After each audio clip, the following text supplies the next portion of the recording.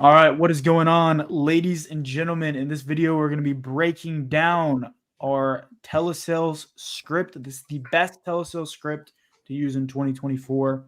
And this is the exact script that Julian is using right now to write $10,000 every single week of final expense premium over the phone. And if you guys stick around to the end of the video, to the end of the live stream, we're going to be giving you a PDF copy of this script to use for yourself. Julian, how's it going, my friend? What's up, brother? Just getting some vitamin D in, or vitamin C, whichever one it is. Just got off the phone. It's got an app coming after this live here, so let's jump right in. Let's do it. Let's do it. So let's kind of break down our itinerary for this live here. Pull this up for you guys. Awesome. So we're going to be breaking down the exact script and telesales process that Julian's using to write $40,000 a month. Again, at the end of the live stream, we're going to be giving you guys a free PDF copy for yourself.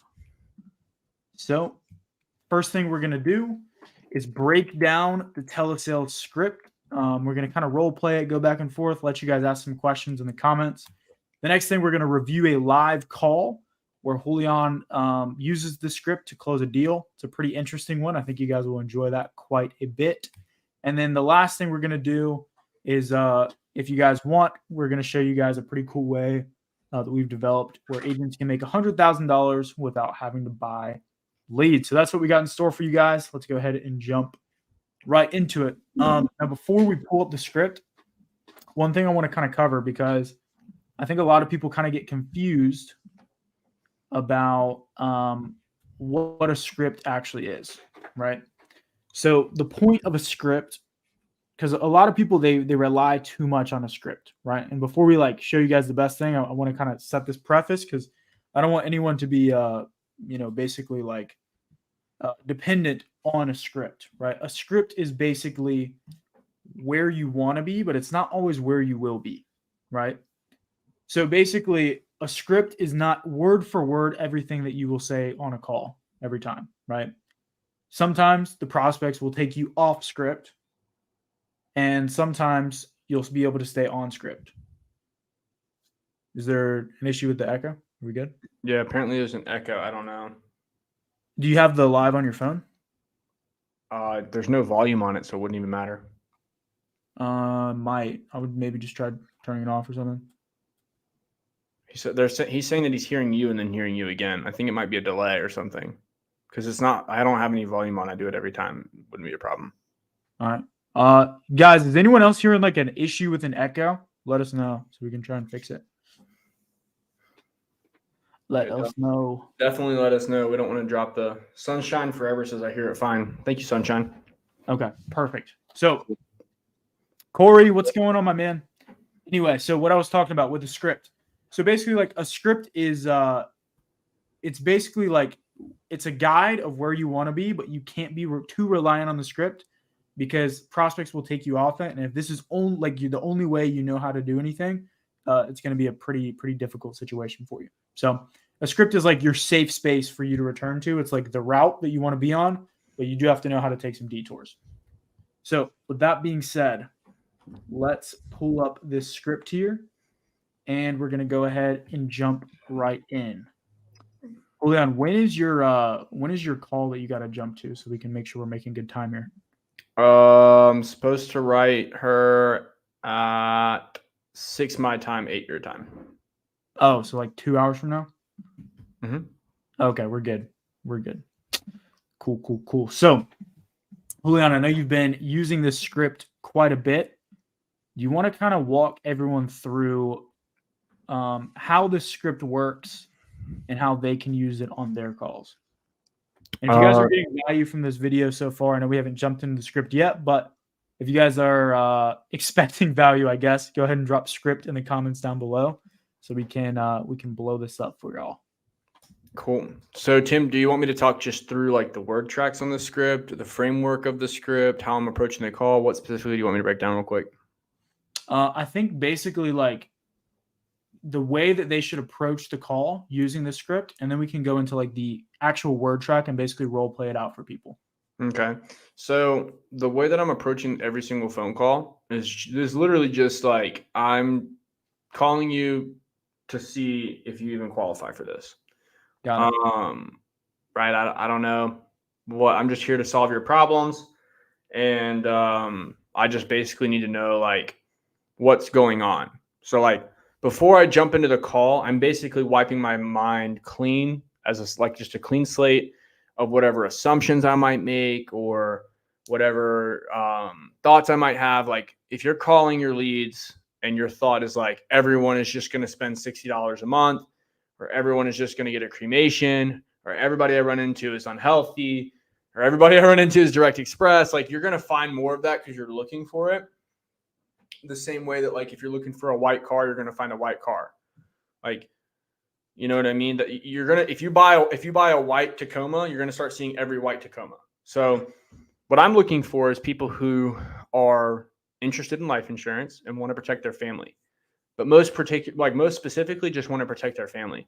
Yeah. Because life insurance is just a tool to be used to cover expenses, whatever those expenses are. It's not always a burial. It's not always a cremation. Sometimes it's for family. Sometimes it's for credit card debt or car payments or whatever. And so I just approach it as a clean slate of like, hey, I just need to see how I can add value to this person, and what I can do to solve their problem. And if they buy insurance, great. And if they don't, that's okay too. I'll still be all right. My life will go on. That's pretty much it. That's how I approach the call. And then the script basically is just kind of helping me uncover what they do and don't have. Okay. Awesome. Well, let's go ahead and jump right into the script here. Starting with step number 1. If there's any context you think the people need about step number 1, you can give it before we jump in. And then basically we can kind of just show them like how to run through the script and how it actually works. Yeah. I would just maintain the same frame of mind that I mentioned a moment ago. And then the tonality and the frame that I'm taking is like super curious tone, high energy, very upbeat. When I was a waiter, like several years ago, they always used to say like, pretend you're on stage. And you're just like the happiest person ever. Like you love your job. And, you know, I know a lot of people don't like making phone calls. I personally don't mind them. But for those of you that don't, pretend you love making phone calls more than anything in the world, right? Like, and at some point you will, because I wasn't always the biggest fan of making phone calls because it's just kind of monotonous. But like, if you're just like, oh my gosh, these phone calls, I eat these for breakfast. Like, I think I tricked myself into loving phone calls and the gym and dieting and all the other things that most people hate, just by like literally binging myself on saying the same thing over and over. Like, I love doing this. So that's pretty much it. I just go in with super high energy, high friendly tonality, very high energy. That's pretty much it. And I can role play it out if you want to start. Let's do it. All right, ring, ring. Hello. Hey, is Tim there? Yeah. Who's this? Tim, it's just Julian. I got that request you sent us here at about the life insurance. How's it going? It's all right. How are you? It's never been better, man. Just had a cup of coffee this morning, ready to roll. Was this your first time looking into life insurance? Yeah. Okay, gotcha. And I guess whenever you filled this out, what was it that you were concerned about? Leaving money behind for family or just covering funeral expenses? Just covering the funeral expenses. Just want to make sure my kids don't have to pay for a burial. Oh, good. Okay. And then just so we know how much insurance we even need to look at here, you mentioned a burial. Were you trying to do like a traditional burial, a cremation, or anything of the sort? What does that look like? Well, I mean, pretty much just a burial. Okay, just a traditional burial. Dig up a hole in the ground and put me in it, you know? Yes, exactly. Okay. And then is there anything else that we need to look at covering here, like any outstanding debts or anything, or is it just quite simply the traditional burial for you? No, I want to leave some money behind to my granddaughters if I can.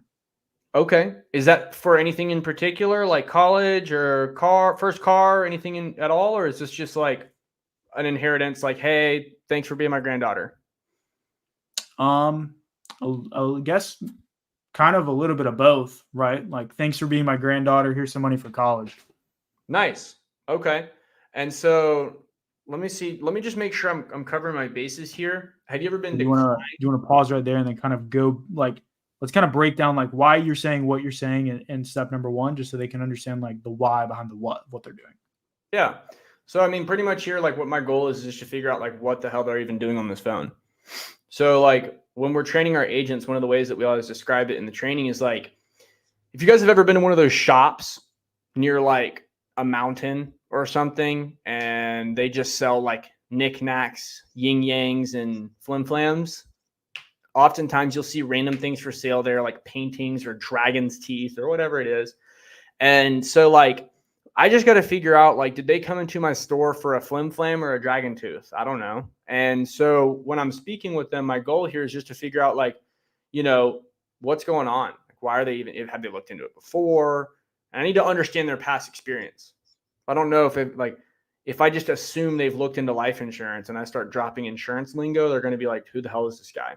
Right. And vice versa. If I pretend that nobody knows anything about insurance and I'm just like, hosing them down with insurance terminology and like, hey, I like to sell like an educator type of crap where it's everybody that I talk to, I'm just like barfing on them. They're going to hate that. And so I've got to understand, I got to get context on what they've got going on. We like to use a question-based framework to kind of figure out what's going on and whether they want dragon's teeth or flim flams. So that's pretty much what I do here. One thing I think I would note if I were a new agent or if I was an agent who's trying to produce at a higher level, so I would definitely add like the question in there of like what else they're looking to cover. Yeah, 100%. And you're gonna uncover more things that they want to get insurance for all the time, and your average policy size will go up considerably. Yeah, exactly. Anything else on the step 1, or you want to move on to step 2? I think we can go on to step 2. Okay, cool. So step 2 is labeling them with a problem, right? We've already basically discovered the need, and now we're basically going to kind of highlight that problem and then dive a little bit deeper. You want to role play this real quick? Yeah. And Tim, just to make sure I'm covering my bases here, have you ever been like declined for life insurance? Yeah, a couple times. Oh, okay. And did they say why? Well, no, I don't remember. Oh, okay. But obviously with life insurance, it's all about your health. Do you have any health conditions that would have caused any disqualifications for you, do you think? Well, I had cancer 5 years ago, but I mean, I'm past that now. Oh, good to hear. Did you beat cancer? I'm guessing it sounds like. Oh yeah, I beat cancer's ass, man. Oh, nice, dude. My grandmother actually has had cancer 3 times now and beat it. So she's a tough old broad, but man, I tell you what, it's no joke. So props to you for that. I curb stomped cancer, man. No joke. Nice. Okay.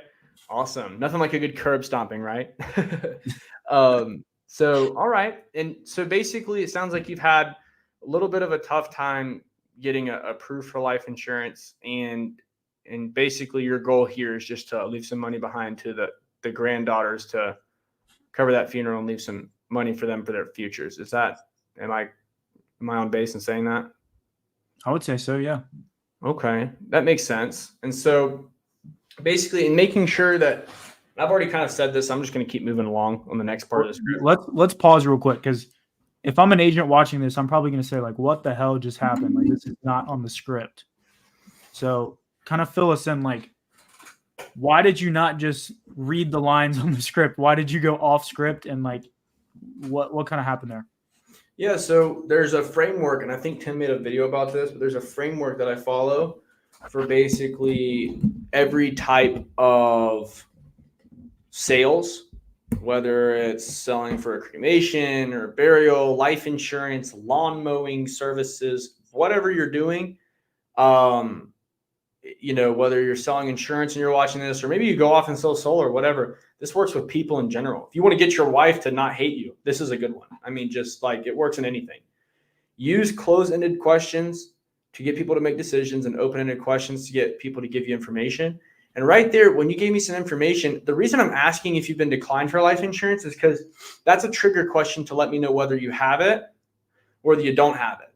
So you're going to either tell me, no, I've never been declined, I have life insurance, or you're going to say, yes, I have been declined and I don't have life insurance. Or I have been declined and I do have life insurance, in which case I need to figure out, okay, well, how'd you get the other life insurance, right? So it gives me a nice situation to kind of just figure out, like, what is it that's going on here? What problem am I labeling them with? And then I just kind of want to remind them of like, it's kind of like a little nudge to remind them of like why they're buying it, which is why I bring it back to the beneficiary. And a lot of times you'll see like when I'm in the calls, you guys will see this in our live calls that we record. I'll be like, oh, okay. And that makes sense. You basically just want to make sure that your daughter doesn't have to pay for this funeral and that your granddaughters are going to be able to go to college. Am I on base in saying that? Is that right? And so I'll just switch that curious tonality after I've found all these problems, done my discovery. But I've got to figure out what's going on. And if I leave information on the table, like if he goes, I've had cancer 5 years ago, I'm getting declined with everybody. I know that I can, like, now I know which direction I'm going to go in. Right. Yeah. So that's why I go off script in there. It's just like using open-ended questions to get more information, because ultimately information is power. Yeah. Intelligence is what's going to give me the ability to make a decision to help this person get insured or not insured. 100%. And this kind of goes back to like why I prefaced before we even jumped into this, guys. Like you can't be a scripted agent. You can be an agent with a script, but you cannot be a scripted agent, right? Because if you are, you're missing all of these little bits and pieces of information. You have to be a human first and then use the script as a guide, but the script is not like, you don't live and die by the script or you're going to die, right? So basically, whenever they throw you a piece of information, you need to dig deeper and basically mold the script to fit the conversation. That makes sense. So I wanted to touch on that just so people can kind of understand that concept, because I think that's critically important to actually being successful using this or using any script. But I think we stopped right here, right, where you basically just kind of repeated what I said back to you. You mirrored me. So do you want to kind of dive in right here on this part? Yeah. So first, before we jump back into that, just like I want you guys to look at this from the perspective of like a soldier uses a gun, but a soldier doesn't need a gun to be lethal, right? It's just a tool. So use the script as a tool. I'm going to move on because, like I said, I already basically mirrored that back to you earlier in the script. I'm going to jump into the big companies. So, okay, Tim. So we look at all the big companies for you here, like Mutual of Omaha, Aetna, AIG, American General. And we just basically try to find the most coverage for the lowest price that you might qualify for. Does that make sense? Yeah, that makes sense. Okay, perfect. So I'm just going to ask you some health questions here real quick just to see what you qualify for and what's going to make the most sense for you. Let's start with, are you a smoker? Yeah, big time. Beautiful. Okay, and is that tobacco, cigarettes? Are we talking about the good stuff? All of it. Every last bit. Good. Okay. Anything that lights on fire, I'll smoke it. Oh, awesome. All righty. And then, are you taking any like medications for high blood pressure or heart failure? No. Oh, good. And then, are you taking any types of medications for, say, diabetes? Nope, nothing. Beautiful. And do you have any inhalers for anything like maybe COPD or asthma, emphysema, anything like that? You wouldn't believe it, man, but despite me smoking everything that lights on fire, no inhalers, no COPD, nothing. Okay, good. And then I guess, have you ever had like a heart attack or stroke or maybe even cancer? Just that cancer 5 years ago I was telling you about. Okay, what type of cancer was that, Tim? It was orbital cancer. I don't know. Okay. Heart cancer. Okay. Heart cancer, orbital cancer. Okay. I'm going to put down heart cancer. I'm not familiar with orbital cancer, so I'm going to just put down heart cancer here. Did you get chemo, or was that like one of the surgery things, or what happened with the doctor? I just took a couple radiation pills. I caught it super early, and then I was good to go. Okay, so you just took, but you haven't taken chemo in the last 12 months here, nothing like that? Nope. Beautiful. Okay. Do you still go back to the doctor to get checkups for this, or have they stopped doing those regular checkups? I think they pretty much stopped it. I haven't gone back since I was cleared. Oh, so they didn't do like they didn't do the post-cancer biannual treatments with the pills that you have to take monthly and to prevent the cancer? None of that. Nothing. Oh. No, ever since I was good, I was good. Great, even better. And then, Tim, what's your approximate height and weight here? About 5'2", 357. Beautiful. Okay. And then, are there, side note, if you're talking to someone and they say that they weigh a lot, don't repeat it back to them. I always repeat the height and weight back unless it's like really out of control. not comfortable for people to talk about. So how do you know which questions to dive deeper on? Are you just reading what's on toolkits, or how are you kind of figuring that out? Because obviously that's not on the script. If we had every health question on the script, it would be the whole script. It would be a dictionary. I have all of the health questions like next to memorized. I could probably be like a part-time doctor or like an NP or a pharmacist because I've just done it so many times. But toolkits will give you most of them. Most people, like if you fill out cancer, it's going to ask you all the questions I just asked. Okay. Perfect. Yeah. But I already know like what's going to come up because I talk to people like all the time. They had past cancer, or they have cancer, like whatever. Like it just comes up, when you're making thousands of phone calls a week or whatever, however many it is. You just run into it enough to where you just see it and you get used to asking those questions. So, I mean, it'll be in toolkits, but yeah, I just knew to ask those because I had a cancer patient earlier today. I think it was, or 2 days ago. Okay. Cool. So you've asked me the health questions. Now what? Well, I'm not done yet. Whenever I'm asking my health questions, I'm going to go through, read everything back to them, and then ask them one more time, at least one more time. And Tim, so now I know you said you had the cancer 5 years ago. You haven't been back for medical visits. You told me you told me your height and weight. You said you were a smoker. And then obviously you were looking at covering a traditional burial, leaving some money behind for your grandchildren to make sure that they could invest into their futures and have like a little inheritance there for you. Is there anything that I'm missing here in this picture? Is there any other health questions or any other health conditions that you think we should know about here to make sure we can find you the right plan?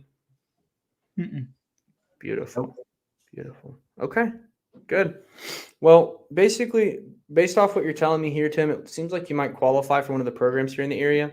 And I'm just going to get a few quotes pulled up here for you. While I'm doing that, just give me 1 second. Are you familiar with the different types of life insurance, like term and whole life? So we're right here. Yeah, I'm familiar. Beautiful. Okay. And so I'm sure if you're familiar, you probably know that term life insurance is like, I think we lost Tim. Are you there? I think we lost him. I'm back. I don't know what happened. Okay. So basically, I mean, I'm sure you know then if you're familiar with that term is just like milk, eggs, and cheese. It just expires after a while. And, you just pay into it for a certain amount of time, and whole life is just there for just like the name sounds, for your whole life then, right? Yep. Beautiful. Before we jump into the next part of the script here, I do want to touch on like whether or not they know stuff about life insurance. Like, oh, I used to sell life insurance. Beautiful. So you know the differences, and I'm just going to explain the differences. Hey, I've never heard of life insurance before. Great. So the different types of life insurance are blank, blank, and blank. Okay, awesome.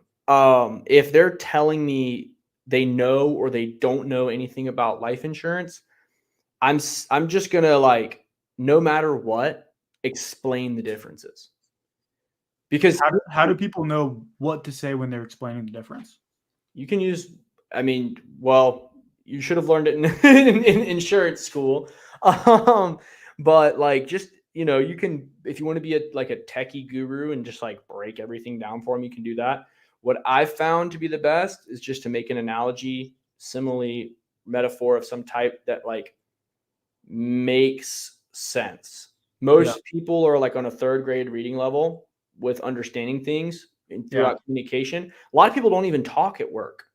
They just do like labor or factory work or whatever. Like that's a vast majority of Americans to this day. So like, I'm just going to keep it simple, right? They don't communicate daily like we do. And they really don't care about life insurance, which, I mean, if we're being honest, like we don't want to get too techie on them. So I just am like, hey, you know what? Term is just like milk, eggs, and cheese. It's great while it lasts. Once it expires, you just got to throw it out. Usually it lasts anywhere from like 10 to 30 years. You pay on it. And then after that, it just goes away. Does that make sense? Yeah, that makes sense. And now if you're watching this, like as an agent, is there any objection you can have to understanding that concept? Milk, eggs, and cheese expires. It lasts for 10 or 30 years typically. Once it's gone, it's gone. Like, I mean, it's not rocket science. We don't want to make this like, and the carrier, like just keep it easy. And then when I'm talking about whole life, that one's even easier to explain. Yeah. And then whole life is just like the name sounds. It's there for your whole life. If you pay the small bill, They make the big payout. Does that make sense? If they say no, which has happened to me, please be patient with them and then just go back through it. And now you can take more time to explain it. So if I say, hey, the whole life is just like the name sounds, just like it's there for your whole life. If you pay the small bill, they make the big payout. And they're like, and I'm like, does that make sense? And they're like, no. Okay, no worries. What part of the whole life insurance doesn't make sense? I want to make sure I can cover this for you before we move forward. Because if I move forward, then I'm just some slick talking salesman that's trying to sell them something. But if I genuinely take the time to educate the prospect here, they're going to be super cool to make a decision, but we don't want them confused, and we definitely don't want to be using insurance lingo. So I wanted to touch on that before we move forward, because if we just skip over that and we just completely negate the fact that we have expertise, like, it's going to be a nightmare. They're not going to purchase. Okay. Makes sense. So you just explained term versus whole life to me. Now what? Cool. So they're going to be like, oh, righty, I just got these quotes pulled up, or okay, perfect. Just got these quotes pulled up, or however you want to say it. But I'll be like, okay, perfect. So the quotes I'm getting pulled up here are for a company called insert carrier name. Have you ever heard of them? No. Okay, gotcha. So the reason why, quick side note, I'm going to tell them why we're picking the company, and it needs to be bulletproof. So the reason why we're picking this company is that based on your health conditions, with the past cancer here over the last 5 years, carrier name is going to offer you the most amount of coverage for the lowest each month. And there's no waiting period. Do you kind of see why we're going with this option here? Yeah, it makes sense. Okay, because most of the other companies that I saw, and like this is just something that I'll throw in there if they've like mentioned shopping around or something. Hey, most of the things that most of the time I look at some other companies, but all those other ones came up a lot more expensive, especially because you're also smoking and stuff. And I just wanted to make sure we could get you the lowest rate. Okay. Yeah, 100%. Perfect. Now I've got these quotes ready for you here, Tim. Do you want to grab a pen and paper for me? Awesome. I'm going to take that silent indicator as a yes. Okay. I just want to give you a range of options here so we can figure out which one makes the most sense for you. Just let me know when you're ready, Tim. I'm ready when you are. Awesome. So the insurance company came back with 3 different offers for you. And it looks like they came back with $15,000, $12,500, and $10,000. Let me know when you got it down. Okay, got it.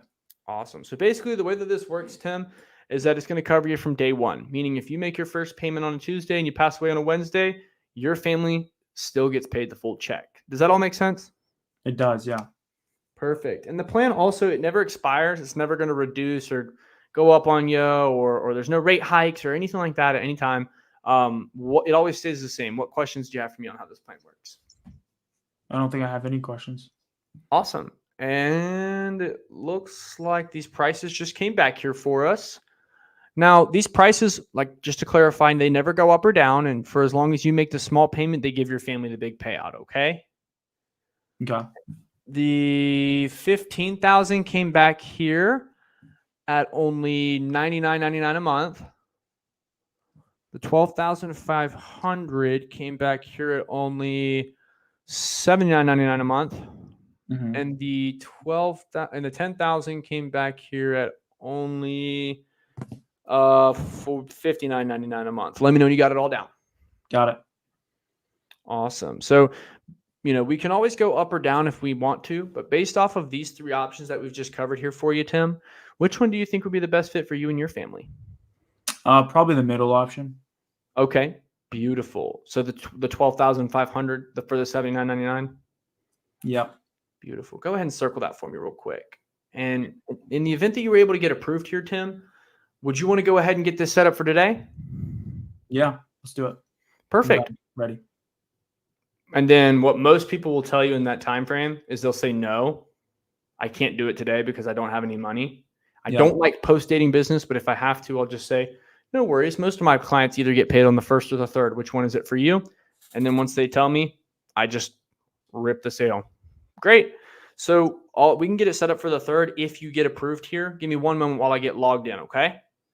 Okay. And then I just go through the app. And then we use our social and our banking pre-framing process to avoid any sales resistance or objections. Let's break this down, because that was the longest we went without giving explanation. I think there was a lot there that I think we need to unpack. 100%. So sorry, I just got a notification to sign this lady up for some insurance. Friends. Yeah. So basically, guys, there's a few things that I want to tackle in this. And if you have any questions, go ahead and start dropping them in the chat. I see we got a couple. Do you want to address those before we dive in? Yeah, let me check that out. Let me see what's going on. I see Sunshine Forever asked, how do you know what direction to go in? And I think I'm guessing Sunshine Forever is a girl. If not, my apologies.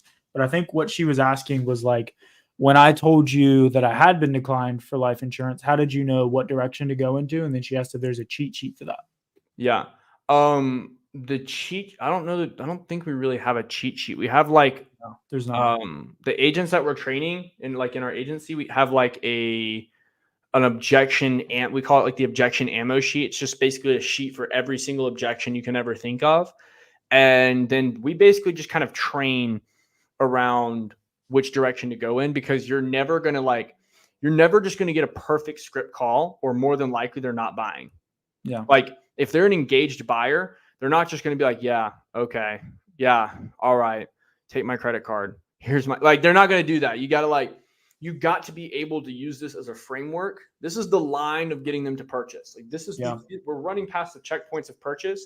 And when they take me off of that checkpoint, I've got to address it, box it, break it down, and then bring them back to crossing the next checkpoint. So like, if you notice, I'll say like, let's see, for example, like what questions do you have for me about that is a good one. Or like, are you familiar with different types of life insurance? I don't move forward until they understand the life insurance. It's a checkpoint. If they don't understand life insurance, they're not buying life insurance. So I have to. You can't script the answer to every single question. Yeah, exactly. Because people are going to say different things. You know what I mean? Like there's a lady up, we're going to post a call. I jump on the call. Hey, is blank there? Yeah, this is blank. Who's this? I'm not interested. Music blasting in the background. We're actually going to hear that call in just a minute. Oh, we are? Okay. So she like just blasts me with objections. And then she starts asking me questions that are totally out of like the scope of the script. And so part of the way that you're going to handle those types of things is by training with professionals, people that do it every day, that actually know what they're doing, right? I'm not talking about the people that are telling you like, hey, go recruit your cousin and your sister and your brother, right? Like if they're not selling life insurance actively, we don't want to learn from them. So watch people that are doing it on YouTube, learn from your upliner, manager, trainer, whoever. Listen to your own calls. Like, oh my gosh. If you don't I think the key here to like know what direction to go into is you need to know what you're asking, right? So when you're asking if someone's been declined, what you're trying to figure out is if they have some health condition or some pain that you need to find out about. So you're basically, whenever they give you a piece of information, you're just digging deeper. That's how you know what direction to go into, is you know where you need to get, which is getting them closed and getting them approved. And so any piece of information, you're digging deep to figure out how that gets you to where you're trying to go. Hopefully that answers that question. I see here Sunshine said about the health questions. Do you learn all of that through toolkits? Toolkits has the questions like, I don't know they're like preloaded. I had that off of the dome. I'm not using toolkits right now, but I just see it so many times a day that like most of the questions and most of the medications I can just tell you because I do it so many times. It's like the guy that's been in construction for like 3 years can tell you when a brick's going to fall down, even though you don't think it will, just because he's just seen it so many times. Right. So it does tell you, but like just make sure that you're also clarifying, if you are going to use toolkits, what the health condition is, because there's medications that go for different health conditions, and you don't want to like misdiagnose someone and then like completely botch your sale. But that's for approving business. It's a totally different topic. This is only about the script. Yeah. So basically, when you go through, like, if I put in cancer, it's going to ask me the follow-up questions that I need to answer. Yeah. So how long recently did you have it? X time. So you don't have to know those questions off the top of your head. They will pop up in toolkits. I think that answers your other question. And then I think this is something. Yeah. Do you want to touch on this real quick before we jump back into dissecting what you just went through? Yeah. How can we check? You just ask them. Yeah, like literally. That's the point of this. That's the point of that question. Like, have you ever been declined? Is to get them to reveal a few things. Do they have any? Have they been looking for life insurance? Right. Like, what is their intent, quote unquote? What are they trying to do? Have they been declined? Right? Have they been told no? Have they, like, do they have insurance already? That question it's a great question. Yeah. If you know how to use it, because if you use that question properly, you can really find out pretty much everything you need to know right there to get the sale. Have they been? Do they have insurance? Have they been looking? And then, like, basically, like, what health conditions they may or may not have. And if they're like, I've never been declined for life insurance. Oh, perfect. Do you have any life insurance currently? You're like, no, right? A lot of times they'll just volunteer the information, but those are just those little follow-up questions that you gotta, like, they're like micro questions, and a lot of times you never have to ask them, which is why they're not in the script, because they'll just tell you everything. Yeah, I got this. I'm like, I spent 15 minutes on the call earlier with a lady who, like, just listed off medications for 15 minutes. I didn't get a word in before we did an application. Right. 100%. Awesome. So let's kind of dissect what you did there. Because I think what's really important is the way you present the prices. And I want people to understand how you're doing that on the back end, like what you're actually pulling up and how that all works. So let's kind of jump right into this. Sure. So I'm always going to look for some brand recognition, right? If they don't know who the brand is, I'm going to tie it to a brand they do know. So for example, like, if I was selling, like, soccer shoes, I'm not going to say, have you ever heard of my unheard of brand? I'm going to say, have you ever heard of Nike or Adidas? You're going to be like, yeah, I've heard of Nike or Adidas. Great. These shoes are just like Nike and Adidas. So I'm taking the brand recognition and I'm tying it to the brand that I'm offering them, if it's not something they've ever heard of. Why I do that is to lower sales resistance. It takes them out of an element of having their guard up and being defensive. Because if I say, have you ever heard, like, I'll just use a random brand, like, have you ever heard of SBLI? Yeah. A lot of people don't know what SBLI is. Or have you ever heard of, like, a new one that came on the block is Sika? Nobody's ever heard of these brands unless they've had the insurance before with them. And if we're trying to get them to be more comfortable with a brand, I'm not going to say, have you ever heard of this brand that nobody's ever heard of? And then when they tell me no, just, like, move on, because that doesn't make any sense. So if I ask them, hey, have you ever heard of them? No, great. They do business just like blank and blank, and their prices are very similar to them. I'm sure you've heard of those companies. Oh, yeah, all the time. Great. Basically very similar. So the reason why we're picking this company, and then I break down, I call it a court case close. I'm giving them a court case to argue why they're getting this plan versus any other plan. Because if they don't see why we're going with this option, then they need to shop around. But I can't have that. So I've already told them I'm a broker, which is one way of completely destroying that objection of shopping around. And then I come in here and I basically close the life out of them, not on buying insurance, but on which company we're picking and why. Once I do that, now they're going to be like, okay, now that I understand why I'm going with this company and they're going to actually give me an approval, yeah, of course I see why we're going with this option. And at that point, we've got now, like, we have to get confirmation here. This is another checkbox that we've got to go through, because if we just blow past this, like, hey, have you ever heard of SBLI, for example? And they've never heard of SBLI. I'm like, okay, great. So here's why we're picking them. And then they're like, I've never even heard of SBLI though. And then you're like, do you see why we're going with this company? They're still thinking about SBLI. And they're like, yeah. And now they're just yes manning you out of nowhere. I'm just like I'm vomiting on them now. So I've got to, with care, hey, have you ever heard of them? Here, they're like this company, like, and once I break that down, compartmentalize it, and move, like, send it off into the ether, and it's solved. Once the problem is solved, we can move on to the next problem. Yeah. And that's misinformation or lack of information. That's why we go through this process here. Well, it's like, if you remember, like, in The Way of the Wolf, Jordan Belfort's book, he talks about, like, your prospects need to be sold on 3 things: the company you work with, the product itself, and you. And if they're not sold on the company you're selling them, they're going to be totally off base. Yeah, exactly. And, like, you'll get people that'll be like, if you don't do this, what's the name of that company? I'm going to look them up. I'm going to do some research on that company. Never heard of them before. Yeah. But why would they do research on a company that they've never heard of before if they know why you're picking that company? And you've already tied it to like other brands that they recognize. Yep. 100%. Wouldn't really make sense. So yeah, I think that's huge. So where do we go from there? So you went carrier, you kind of tied it to a brand they recognize, and then here you said you're doing the court case close. Yep. So you are going with this option. What's next? So I've sold them on that option. If they say no, or they're like, yeah, it kind of makes sense. But like, when you say it kind of makes sense, like, what do you mean by that? I got to understand like why if there's any hesitation anywhere in the sale, I've got to stop and understand why. I don't do maybes and I don't do I mights. It's yes. It's open-ended question, baby. Yeah, exactly. So then when I go through and I've got all that down, right, I'm going to give them the quotes. So first of all, one of the agents we brought on told me, I thought this was insanity. She was like, yeah, they don't have people write quotes down. If you're not having people write quotes down right now, you're losing a lot of money. You are clowning yourself and you're clowning your client.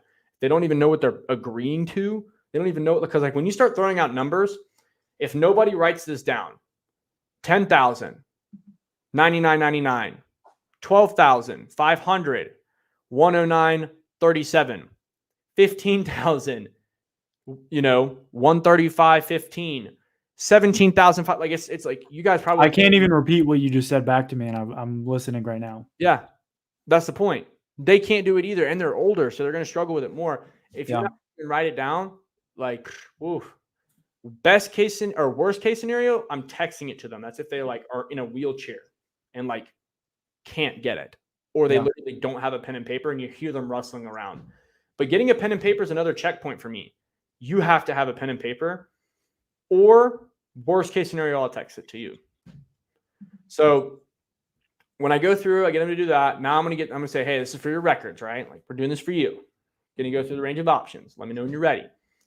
This is how you're going to get them mega engaged. This is the part of the sale that you have to have complete engagement. Somebody's talking in the background. Hey, I heard something going on in the background. Just let me know when you're ready. I don't want you to be rushed or anything at all. TV's blasting. Hey, I hear the TV on in the background. I don't want you to feel rushed or anything at all. Just let me know when you're ready. They'll turn it down. You don't have to like be confrontational or anything. Hey, Julian, can you turn the TV down? I can barely hear you. Yeah, literally. You don't have to do all that. Just, hey, I've just got these prices for you. I heard something going on in the background. Just let me know when you're ready. Right? Super relaxed, super chill, non-confrontational, very comforting. It's like, oh, okay, yeah, give me one. I'm going to turn this TV down so I can hear you a little bit better. They'll suggest it themselves most of the time. And so, I'll go, okay, great. So the insurance company came back with 3 different offers. I like the way you phrase it. Yeah, you can say 3 different offers. They came back with offers. It makes it so much more valuable. Yeah, I like offers because it's like, it just sounds so hype that I got an offer. But like another thing I'm not exactly. It sounds good. One thing I'm not doing is like, I'm just never going to tell someone that you're approved. Ever. That's just not what I'm doing because it doesn't make any sense until they are approved. Yeah, of course. I'm not going to like approve you and then just never call you again or something. But like, I'm not going to be like, I've got you an approval. You're approved here. Got you approved. Oh, we got you 100% because you might go in the application. Oh, I've got nothing wrong with me. You fill it out. They get declined. 30 medications show up on the back end of the app, or they're declined after you type in their social or whatever it is, and they're like, what's going on? And they're like, oh, well, I do have blank, blank, blank, blank, and blank. Like, we never want to promise an approval because it takes leverage out of why they should do it today, which is the part of the urgency. And it also like, it just cheapens everything. It's like, if everybody could get a Ferrari, would a Ferrari really be special anymore? No. It'd just be a Honda Civic. Yeah, exactly. But you got to get approved to get a Ferrari. You got to have money to get a Ferrari. Makes it more exclusive. So I'm making the insurance exclusive by dangling the approval and holding that as my final playing card here in the game. So I'll go through and I'll explain each of them as I did earlier in the role play. Before anything, they cannot respond before you say this. Let me know when you got it down. If you just give them the quotes and shut up and you just let them talk, you're going to lose control of the conversation right here. What are the prices? What's the price of the 15,000? So like, for example, I'll go through it. Tim, I want you to like hustle me for a price when I give you like the first coverage amount, for example, and I'll show you exactly how I handle this, guys. Yeah. Hey, the insurance company came back here with 3 different offers for you, Tim. and it looks like they came back for $15,000. How much does it cost? Whenever I'm pulling up the offers here for us, it's going to give us 3 different offers, and then the pricing will come right after. The second one that they come up for us here was the $12,500. And then the third one that came back for us was the $10,000. Let me know when you got it down. So you're literally like on the heels of your last price. You're saying, let me know when you got it down.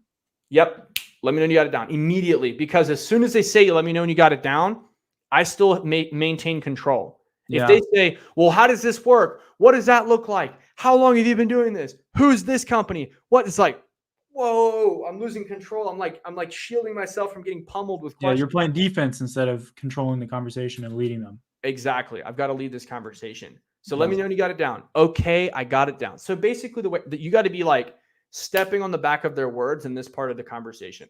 Yeah. So I'll say it and show you exactly how quick I'm doing it. So let me know you got it down, Tim. Done. So basically the way that this program works is that it covers you from day one, meaning if you make your first payment on a Tuesday and you pass away on a Wednesday, your family gets the full check. Does that make sense? Yeah, that makes sense. Perfect. And it also never expires, and the plan will never reduce or go up at any time. It always stays the same. Now, here's what questions do you have for me on how this plan works? You see this, guys? I'm compartmentalizing the understanding of life insurance before giving the pricing.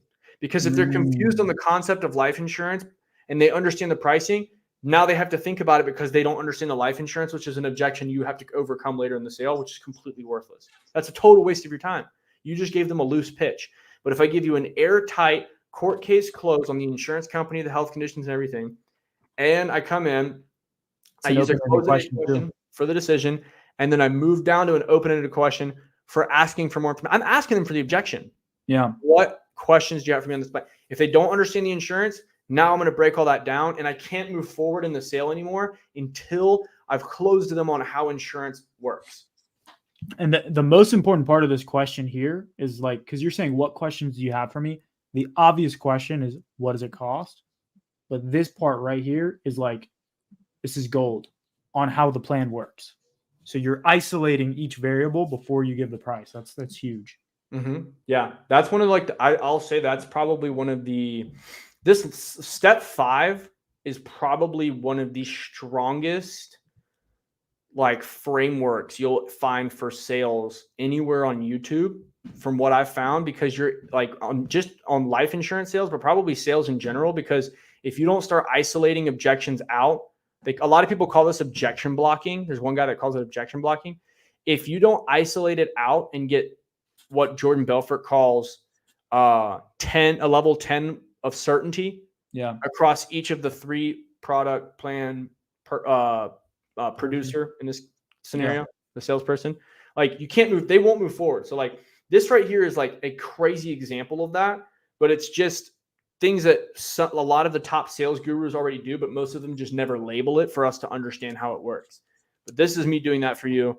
And this is gonna take your sales game to like the next level, because if you can clear up your objections prior to you asking for the order, your job is just so easy. Everybody feels like a laydown because you don't have to like beat them over the head to get them to move forward because everyone's super confused. 100%. So, no, I don't have any questions about how it works. Okay, perfect. And it looks like these prices just came back here for us. Now, these prices never go up or down for as long as you make the small payment. They give your family the big payout. Okay. Okay. The highest, the 15,000, and then I'll go through and break everything down. Now, what you'll notice is I'll go through and I'll do them one at a time. And my dog's crying. I'm sorry if you guys can hear that. She's dreaming. But whenever I'm going through and breaking this down, now instead of going like 15,150, I'm just going like bam. I go bam, bam, bam, bam, bam, bam. Reason why this works so well is because if I go 15,000 and it's 180 a month, for example, 180? Hell no, I'm not doing that. Click. You never got a chance to go through anything else. But now if they say 15,180, oh my gosh, $180, exactly. And that's why we're going to look at the 12,500, which came back at only bam. And I've got my second backup, right? I'm already into the next one. It's like, it's a split second instead of me having to go through and like frantically type, well, let's see what 12,500. No, I'm organized. I'm already ready. I've got everything in front of me. And when they come back, 150, hell no, I'm not doing 150. Great. And that's why they gave us an offer for the 10,000 as well, which came back at only $120 a month. Let me know when you got that all down. Now, if they come back and tell you there's no way in there's no way in the absoluteness of humanity that I can even do $120 a month. No, I totally understand. Now we go to objections, which is let's find out where they're going to be more comfortable with their payment being under, and we're good to go. But they might come back and say, hey, that 120, that sounds great for the 10,000 instead of the other two. And we got a price anchor. They're good. It's great. And they're a happy camper. They're ready to move forward. But I don't want to give out my coverage and my pricing with like a minute delay or a 30-second delay, or just shoot them off with no organization, nobody writing it down. That's where you start losing business. Yeah, I love this. Real quick, before we dive into the rest of the script, are you guys getting value from this? If you are, just drop V. I won't even make you guys type value out because I like to keep it simple. Just drop a V in the chat for victory or for value, and we'll dive into the rest of this. I see Bob is asking when will we get the script? Don't worry, we'll be sending a PDF copy, dropping it in the comments down below at the end of the live stream. Bob is right on top of it with the first V in the chat. Yes, sir, Bob. All right, Julian, you want to dive into the rest of the script? I see Richard, Corey. Corey is actually part of the team. Corey, thanks for tuning in here. He's been freaking crushing it on this script and learning it. I'm surprised he wants to watch this because he's been freaking handwriting this script to memorize it. So shout out to Corey. Awesome. Julian, you want to dive into the next part of the script? So you just gave me the prices. Now what? So now we go straight into the close. And the close here, the reason why I leave this back door open, a lot of people will just try and go straight into the 3-option close, and they don't give their client any wiggle room. What I found, and with most of my carriers, I have very minimal chargebacks. One carrier in particular has a weird billing system, and that's not the case with them. I constantly have to get people back on the books because of their billing system. But for the vast majority of my carriers, my retention is typically 15%, or I'm sorry, 85%. And for a couple of them, it's a little bit higher, but I don't write those as much. And so the reason why I think a lot of it comes down to this is because I used to try and close people on the highest one. Hey, let's get you in for that 180. The 180 is freaking beautiful. And then it was a nightmare because I'm getting chargeback after chargeback. What I found is, though, if you give them a little in here to mention that the payment might be a little bit too high, this close is phenomenal. So, Tim, now that you've got that all down, we can always go up or down if you need to, or if we want to. But based off of these 3 options we've just covered here for you, which one do you think would be the best fit for you and your family? Probably the most expensive one, to be honest. Now, quick pause. Sometimes they'll say, dude, let's go to 50 grand. How much can I get for 400 a month? Or, which is more likely, dude, these prices are insanity. What do you got for $50 a month? But I gave them that option there. What they don't realize is that these are not grocery store prices. Grocery stores and most of the things that people buy operate on a fixed price basis.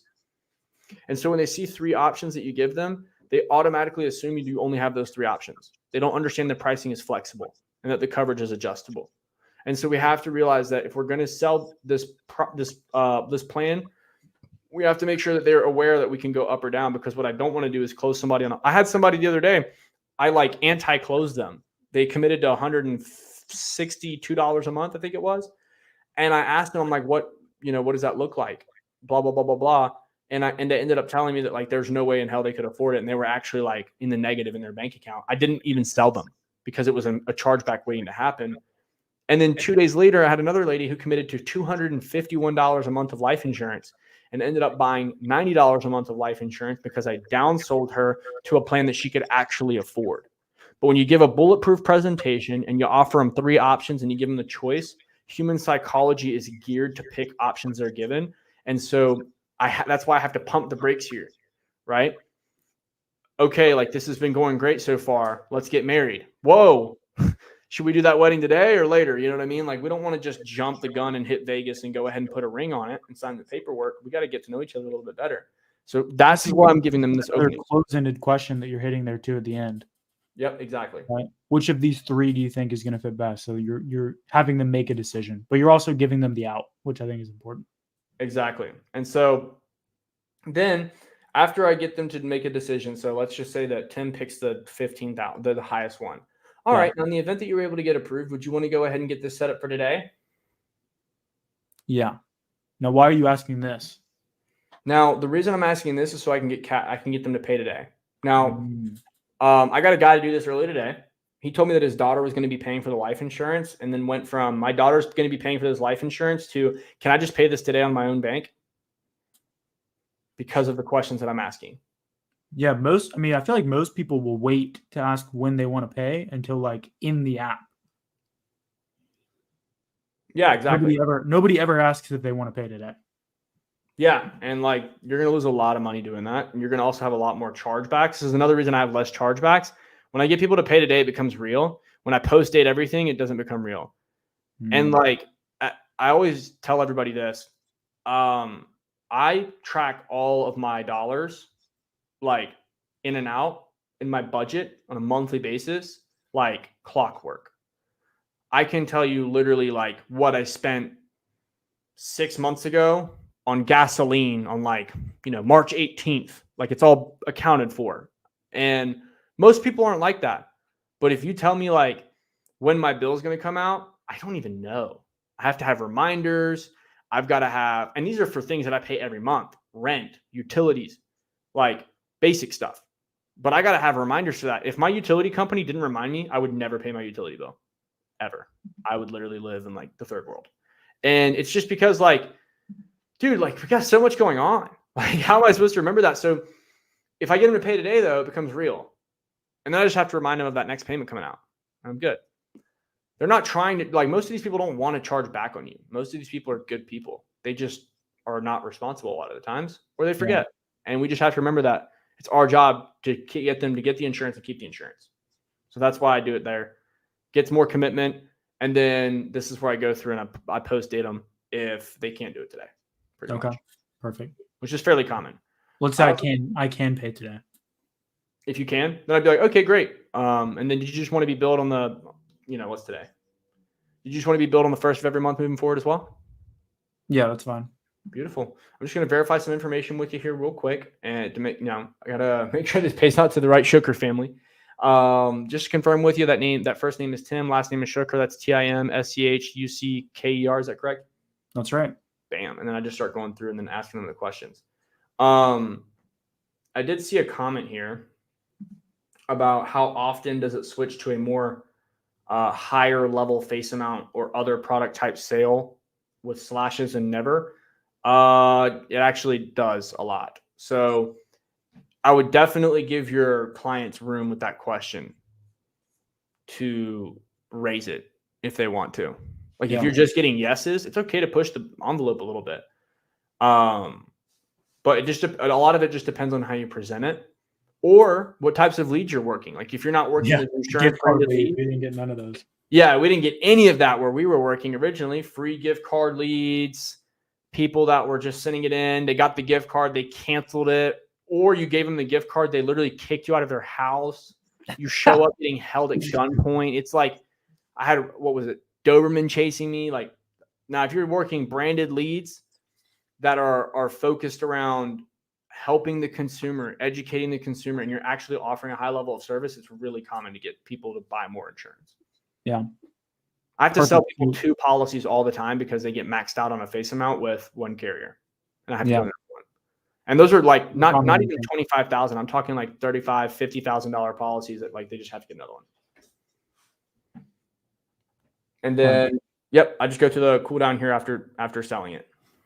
All right. So kind of fill me in with what we do here, and then let's jump into this live call. I think who's excited for the live call? Drop in live if you guys are excited to see this live sales call of Julian just getting absolutely mossed with objections in like the first 30 seconds of the call, and then overcomes it using the script and this framework to close was a pretty sizable deal, right? Over 1,000. It was like over 1,300. I think it was like 119 a month. Yeah. Or Yeah. Comment 129. live if you guys are excited to see that. We're going to run through this step 6. This is actually one of the most important parts of the script, though, to be honest, because this is going to boost your retention rate like crazy. Yep. So I'm going to go through here and say, now, Tim, before we get wrapped up here, there's 3 things you need to remember. Your policy is going to arrive here in the next 5 to 10 business days. Number 2, if you were to pass away the day after you make your first payment, your dog Maverick will get paid a check. And then your first payment, it was set to come out today. And moving forward, it's going to be set up on the 1st of every month moving after that. What questions did you have for me? I don't have any questions. Okay, pause. A lot of questions come up here, guys. How much was the payment amount again? Who was the company again? What was your name? What was your phone number? When does it start? Am I covered immediately or not immediately? Okay, so I was approved though. Like, you'll get pounded with questions here. And it's not like most of the time, like I promise you guys, I cover my bases like really hard. Yeah. I'm really diligent with this. You're still going to get people that are going to be coming up with like random questions. Like I got drilled with questions earlier. This person was asking me like, okay, what was the company name? How much did it cost? Blah, blah, blah, blah. Did I get approved? Blah, blah, blah. Okay. And it's like, it's not that they don't know or didn't hear you. We just gave them so much information. We did so many things. And then we asked them for so much information. They just got mentally overloaded. They need to have the big basics reminded. And then we need to give them room to like basically break down any lack of information, anything that's making them unsure. Because if they don't know the price or the company, I promise you they're not going to stick. Yeah. And if they don't even know your name, this happens all the time. They just forget my name. They don't even know. They're like, I know I just gave you my social and my banking, but I forgot your name, baby. Oh, it's just Julian. You want to get my direct line down? That way you don't have to go through all the call prompts. Yeah, let me get that number for you. What is it? Bam, phone number. Hey, read it back to me just to make sure you don't call some random lady in Florida, right? And then they're like, okay, so Julian, right? Yep. And just read that phone number back one more time. I want to make sure you're calling the right person. And after that, it's game changer. This is the craziest thing in the world. Working the branded leads, following this process. I've had, I think now 4 clients today message me asking me when their first payment was going to come out, or if they could pay. Or I had one person ask me to pay early. Like, she's like, "Hey, I know I told you to take it out on the 3rd, but can I just pay you today?" I was like, I don't even know. Here's the company number. Try. I mean, I guess. I don't know. Like, I don't know what to tell you. I can't take the payment. But yeah, it's insanity. And it's because we're actually like, stop trying to make money in this business and just start trying to help people, and you're going to make a lot of money. That's pretty much the solution here. So 100%. Well, cool. Are you guys ready for this live here? So we got 2 people commenting live for this live sales call. We're going to kind of break down. I think the intro is really the most important part here. So let me pull this up. You guys are going to laugh at the call name, but you will see why in a second. This is the Beyonce call, not interested. I think we lost Julian. Basically, I'll wait for him to come back here before we dive into this. But basically, what happens on this call, calls up a lead.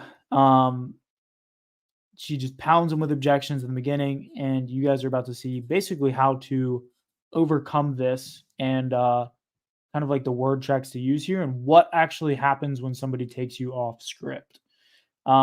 Because again, like the script is a tool, but if you live and die by the script, when someone takes you off script, you're going to die. So you need to understand the fundamentals and the basics of the script and why you're saying what you're saying, so that you know when to ask questions and what questions to ask. And really what it comes down to is when you're in the beginning, you're trying to gather as much information as possible.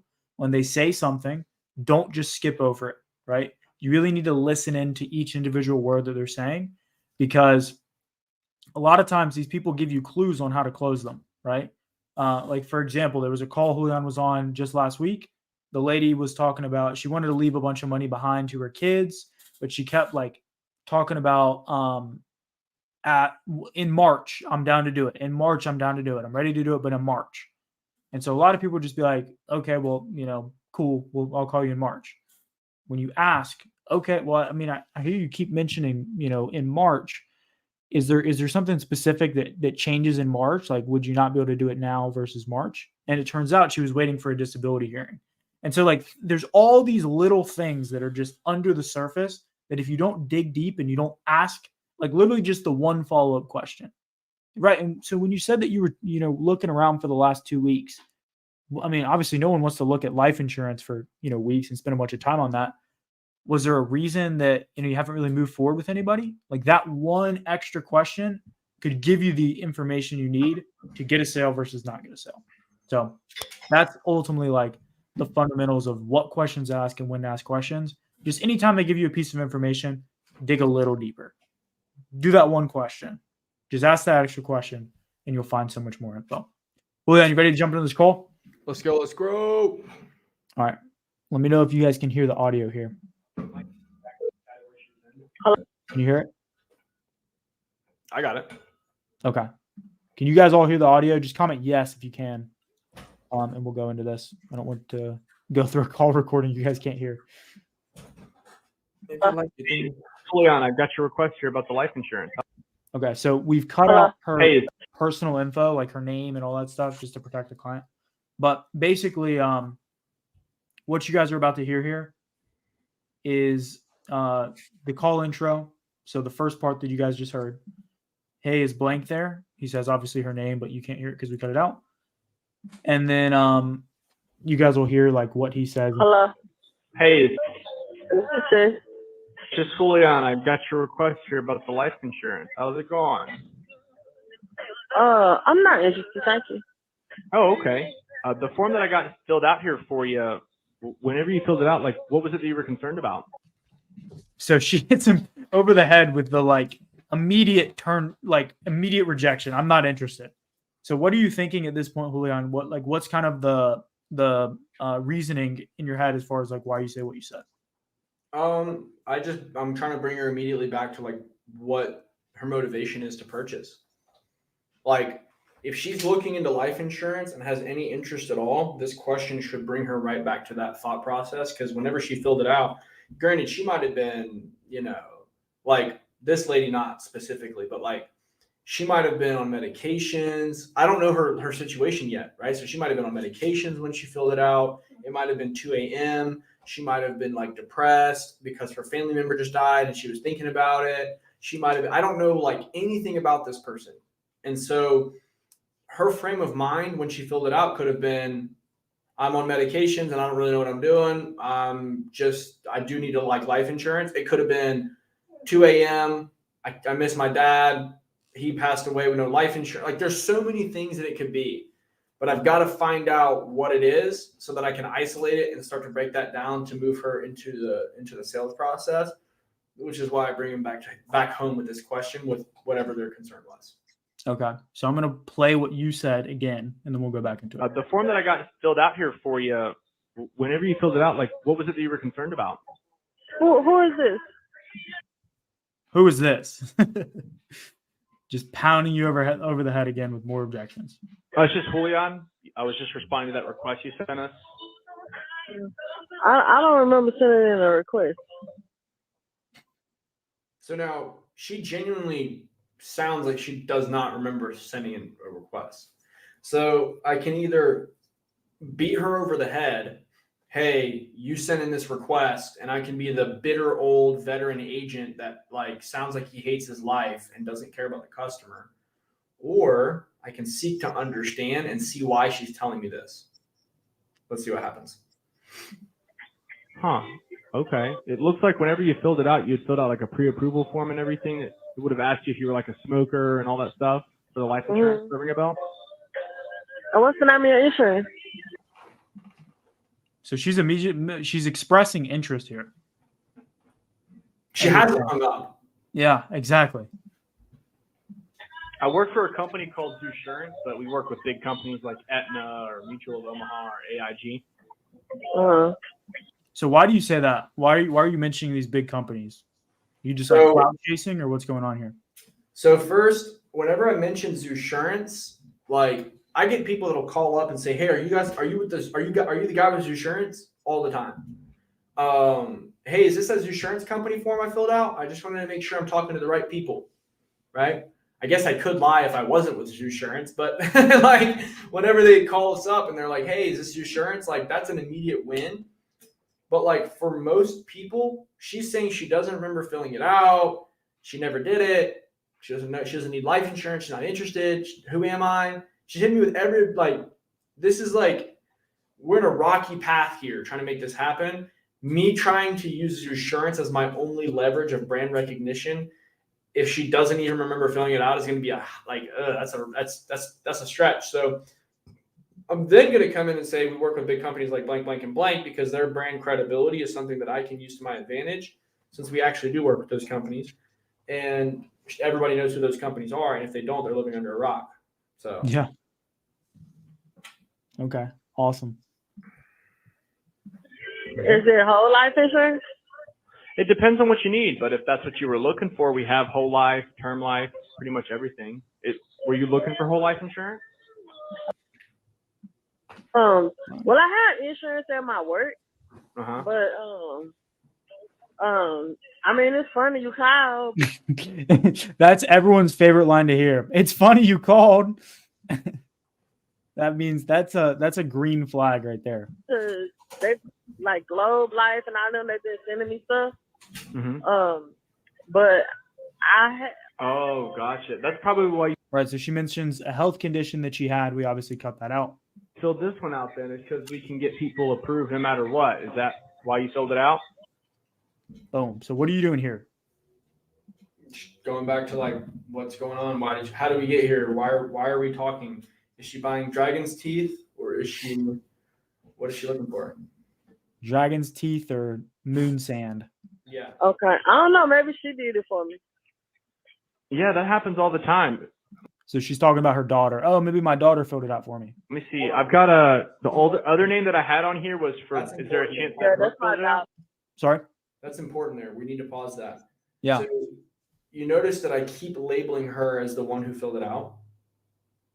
I just keep saying she filled it out, regardless of what she's telling me, because she never told me who filled it out.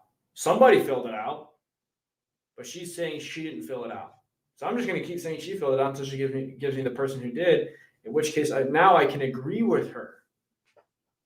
If she can tell me who filled it out, it's usually the beneficiary if it's not them.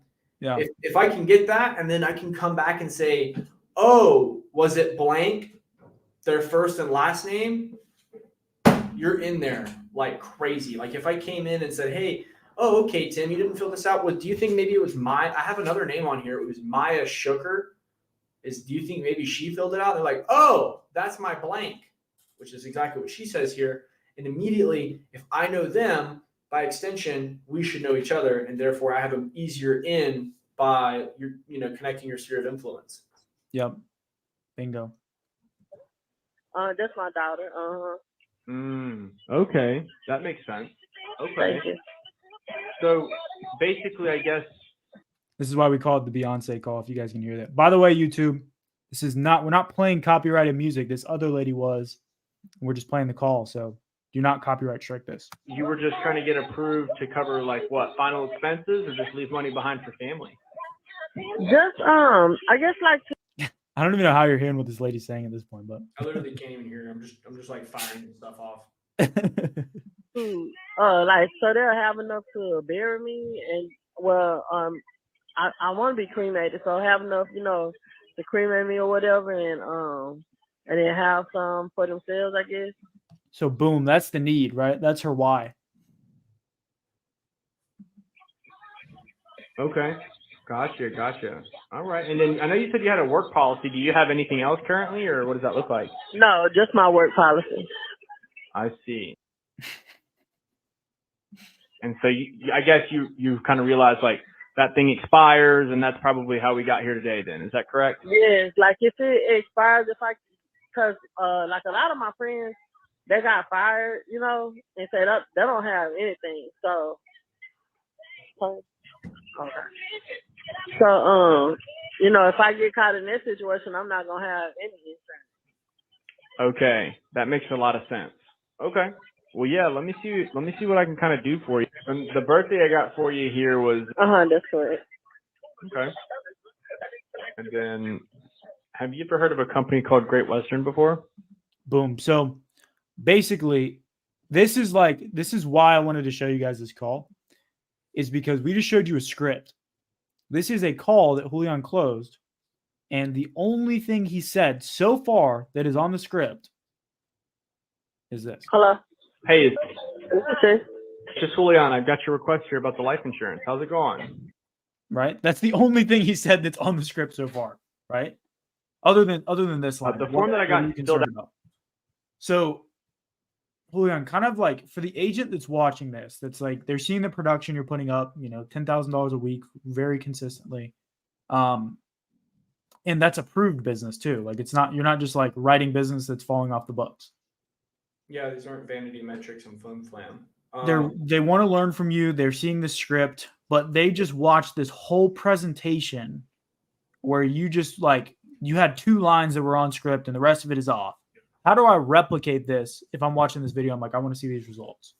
Well, the thing that most people do in sales is they're just bots.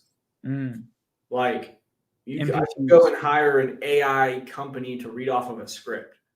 You're a person. You have to have emotional intelligence, and it's not rocket science. Like, just have a real conversation. You don't need to. Most people put pressure on themselves and the prospect, which is why their sales process is uncomfortable, because they think the call has to result in a sale. I don't care if this lady buys. I just don't even know why she filled it out. I was just getting back to her, Oh, weird. I have this request you sent here. Wonder how that happened. Was this your first time looking into life insurance? Right. I'm just confused. I don't even know what's going on. So for as long as I'm just seeking to understand and trying to offer value and solutions to people, I don't have to just stick to a script because she's beating me over the head with this. All right. I mean, immediately I'm in the trenches. And so if I'm going to get out of the trenches, I've basically just got to immediately find out, it's not about having a one-liner that's going to get her to buy or a this or that. It's just genuinely approaching it from a frame of I don't know if I can help this lady. And if I can, what does she need? I don't know. And asking these questions, it's really not hard to think of these questions or to go just through. mirroring what they're saying. You're just basically asking a question with words that they just said in their sentence. Yeah, exactly. It's basics. Hey, what's your name? My name's Tim. Nice to meet you, Tim. It's wow. You know what I mean? No. It looks like I'm doing a lot more than I actually am. But I also listen to people. One thing you'll notice about me, and a lot of the things that we train with our agents at our agency, is you need to listen. You're not salespeople are not the best talkers. Real salespeople, professionals are the best listeners. Because if I listen to what you have to tell me, then you're going to tell me everything that I need to hear to get a policy, right? I don't have to just, I can only tell you so much about how great the policy is before you're going to be ready or not to purchase. But it's got living benefits, Julian.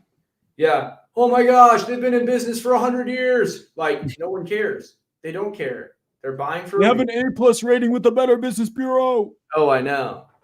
They pay out death claims. They all do this. Everything is the same. It's just the price is a little different. And yeah, sure, throw a little sauce on the name of the company, make them look good, of course. But you've got to listen to what the prospect is telling you. If I was a waiter and I just came up to the table and said, hey, the steaks here are great. You guys should try the steaks. And they're I'm a vegetarian. Oh, I would not get a tip more than likely. Or if I did, it'd be a pity tip. Yeah. So if you're only getting pity tip sales out here, you're going to be out of the business. Yeah. Right. And I don't want to get deals just because it's either out of pity or just full on desperation that they want to purchase. But I'm closing leads that you guys are getting that you're not closing because I'm just listening. Literally just all I want to know is why, how am I able to even help you? Do you want the dragon's teeth or the moon sand? Why? Yeah. Why do you want that? What got you looking for dragon's teeth? I mean, what are we doing here? Right? How do we end up in this moment? I don't know. 100%. And then I see here, you basically, you go straight into hyping up the company. Have you heard of Great Western? And this is because basically the stuff we cut out, It's a health condition that she can only get with Great Western. So that's why he immediately knew, boom, I'm going to go with Great Western. Basically, you explain how Great Western works. Pretty simple. End it off. Do you have any questions for me on that? How much is the policy? Boom. So now she's trying to take control of the conversation again. How much is the policy? Let me check on it for you. You said Now you we're was back just looking on at doing like a traditional burial or something. Is that right? Yeah, I want to be cremated. I really don't want to be in the ground. Right. And if you Yeah, pause it but here, it's like, yeah. you'll also notice that I explained the way the program works. The reason why I explain the way the program works with a graded or a guaranteed issue policy before I even go down to pricing or anything, and like while I might like kind of like I'm still using the script. You guys will see I actually go back through the script later. Yeah. But I had to deal with her like objections first. But I also got to find out, is she going to object to getting a graded or guaranteed issue policy here? Because if she does, I can't sign her up. Yeah. Right? Like I'll get people that are like, they'll literally be in hospice, dying. They're like, I've got a week left to live. And they're like, but I won't take a 2-year wait. I'm like, I need to know that, because if I go 30 minutes into trying to get this thing cooking and they're just like, oh yeah, I'm not doing that. I don't want to end up in that position. So we're 4 minutes in. She already knows that she's getting a graded policy. And I'm trying to make sure that she understands that, because I don't want her to feel deceived, uncomfortable, or any of the above. Yeah. And you know what? Cremation is getting so high because we cremated my sister like 2 years ago. Mm-hmm. And my niece still paid like over $10,000 for her stuff. So boom, she just had a recent experience with a funeral. And then basically you go back into health questions, confirm some different stuff. As long as you're not taking any other medications, blah, blah, blah, blah. Looks like the Great Western would be the best one for you. And I just got these rates back. Do you have a pen and paper around? Boom. So now we're going right back into the pen and paper. You know what? I put it in my phone. Okay. Yeah, just let me know when you're ready.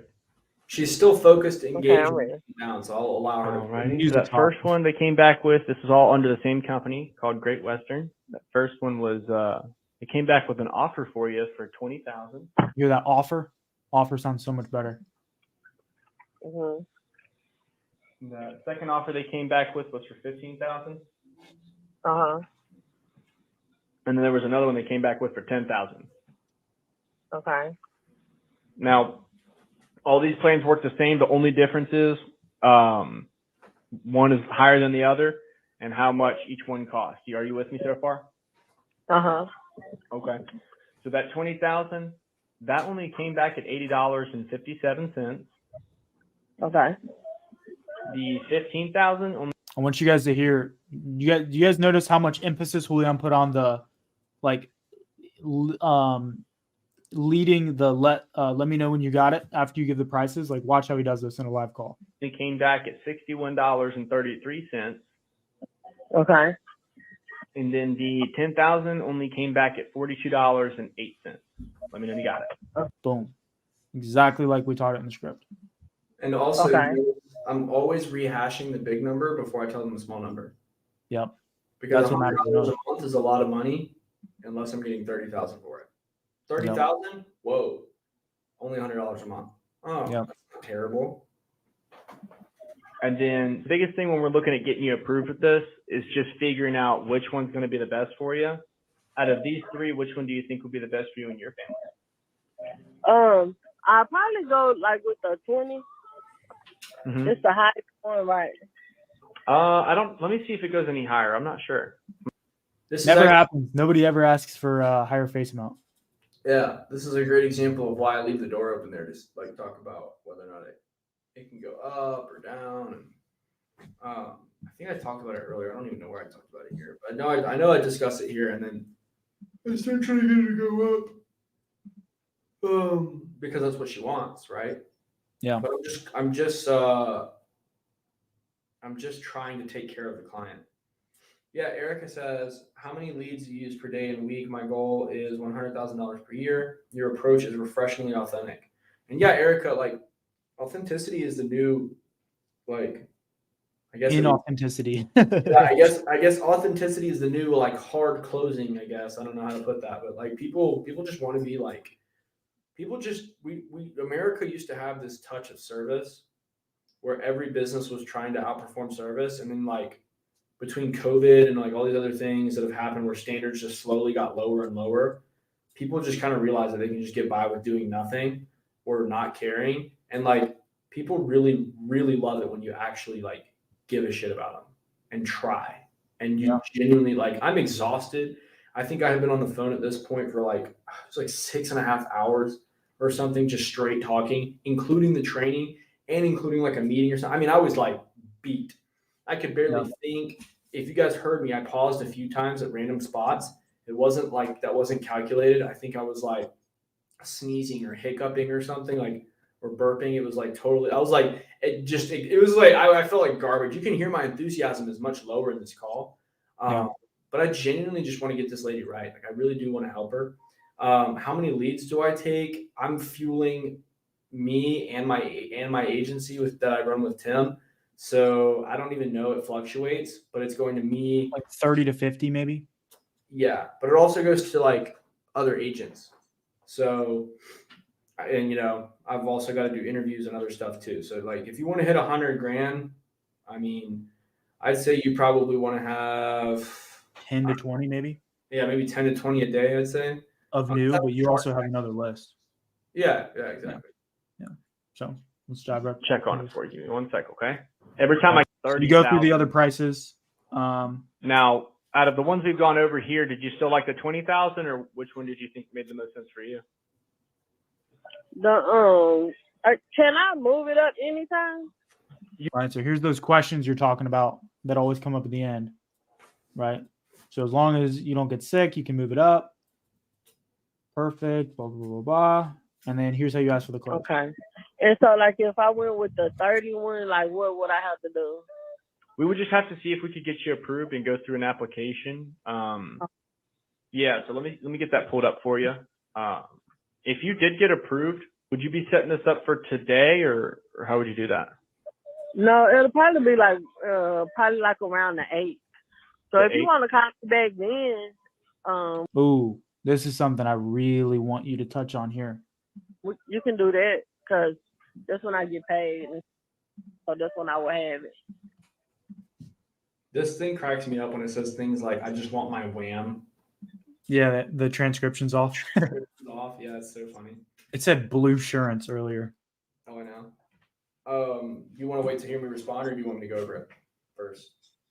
Well, I think let's touch on it real quick here, because so many people, like, they ask this question the wrong way. And so people say they're not ready to do it, or they need to think about it or whatever. And it's just because they don't have the money until they get paid. Another thing, that the way that I word the question sets me up for this. Yeah. So like what a lot of people will do is like they'll try to close them, but they'll ask them like which one they need to do or whatever. And like a lot of times they'll object and say, oh, like for example, they might say like, hey, if you are using a 3-option close, if you're like not using a 3-option close, yikes. Even a 2-option, give me something, like give me an option.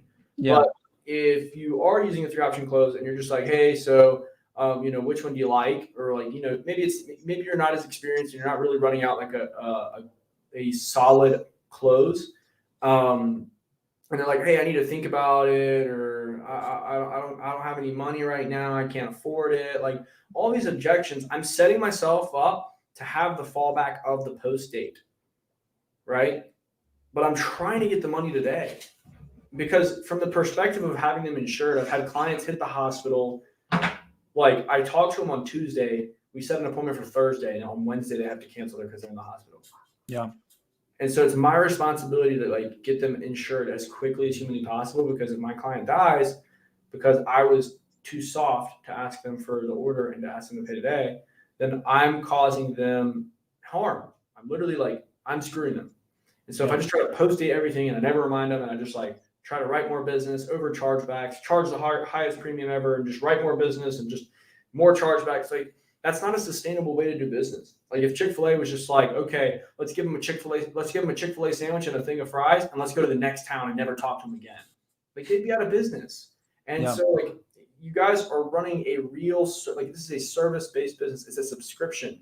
We have to treat them like we care about them and that like we are here to solve their problems and that we're here to help them continue to solve their problem, because like we still get charged back on it if they don't pay for the first 12 months, and some carriers go beyond that. So like Yeah. keep that in mind as you're trying to serve these people. Like you need to remember like, hey, they need to be supported 100%. for at least 12 months. Okay. Sorry. Yeah, totally. And we could actually, the way that they do it is they'll let me set it up for the 8th. That way we can get you approved. That way, we have an answer on this and we could get you approved and then set it up for the 8th. And then if you don't get approved, we know that we need to go in a different direction. Does that make sense? That's fine. Yeah. All righty. Give me 1 second while I pull it up for us. And then just to make sure that birthday for you was that. Yes. And what's that zip code for you? I knew I was missing something. Boom. That's the close right there. That's literally, he's getting the application. 8 minutes in. The rest of it is just the application. So guys, that's how you use the script, right? It's not always going to be word for word unless you're talking to a robot or you're practicing the script. It's never going to be word for word, but that's why you need to know the script, is because when they take you off, you need to know where to come back on. And that's the importance of memorizing the script, not so you can read it off word by word like an actor on a movie, but so that you can come back to it when they take you off. So that's going to be the live call, guys. Comment down below if you guys want me to drop a PDF of the script. And then after that, I have something really cool to show you guys. Do not jump off this live stream yet, because we got something else that we want to show you. And this is a new system we've created where you can make $100,000 without buying leads. And we're going to kind of walk you through how that whole process works. So comment PDF, and I will drop in a printable copy that you guys can print out and use this exact script that we just went over with you guys to use on your calls to, help you close deals and ultimately run a lot more business than you are right now. So just comment that PDF down below so I know that you guys want it. I see Michelle Hayes is coming in PDF. Erica says PDF. Marlon says PDF. Josh Hilly says PDF. Richard says PDF. Scorpion says PDF. Bob Rees says PDF. And Jay Serrano and Dennis, awesome. I think you guys want the PDF. I will give it to you guys. I'm going to spam it in the chat here. PDF script. All right. I just dropped that there. Let me know if that link works. If not, I can drop it again. And want to make sure you guys are able to get this. Erica, I saw your question. Best time and days to make calls. Best days, every day. Best times is going to be 8 a.m. to 12 p.m. and then 4 p.m. to 8 p.m. Any time zone.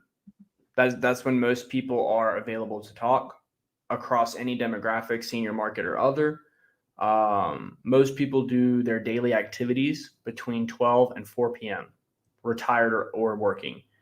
But all days are good for making calls. I have noticed that there are lower answer rates on Wednesdays and is it Tuesdays and Wednesdays? No, it's Wednesdays and Thursdays. I think it is. For me personally, I like to make calls on Saturdays, believe it or not, because Saturdays are they're like 40% answer rates, which is like 4 out of every 10 leads I call pick up. I've had some that are even higher than that, so it's pretty insane. But I like Mondays, one of my highest answer rates. Saturdays, Fridays towards the evening are kind of dead. Friday day is pretty decent. But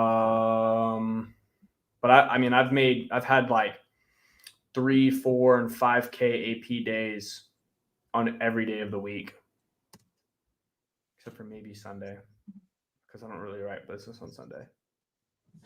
100%. Well, guys, after getting all of that training, I know we literally have just been talking about the script and a bunch of different stuff when it comes to sales for the last hour and a half. So how many of you guys feel like you just drank water from freaking fire hose here? Like, just got completely blasted with info and you're not sure how much of it you can actually like compartmentalize at once. Maybe having to rewatch this and take out little pieces or different things like that. How many of you guys feel like you just drank water from a fire hose? probably, I'm guessing a lot of you guys, because an hour and a half, I know, like, how long were classes in school, Julian? Like hour 15 maybe? Depending on your school. I had one class that was an hour and a half, and then the rest of them were like 50 minutes. Yeah. I know I was like always mentally fried at the end of those classes, and this is like quite a bit longer than that. So I want to ask you guys a question. After getting this training, do you guys want more training like this, right? More training, like in-depth stuff. I know Erica said she thought this was refreshingly authentic, Julian's approach to selling. I definitely agree. That's one of the reasons that I partnered with him as a business partner. But do you guys want more training like this? Do you guys think that this would help you in achieving your goals in selling life insurance and making more money and helping more people? Do you guys think you would benefit from more training like this? Let me know in the comments down below. But basically what I kind of mean when I say more training, I'm talking about like more resources. Obviously, we showed you guys a call recording. You guys got an in-depth look at our script.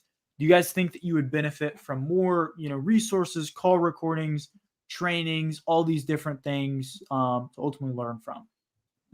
And if so, are you guys cool if we kind of take a second to break down the agency we're building, how that whole thing works, so you guys can see if you would want to be a part of it? I see Erica says absolutely.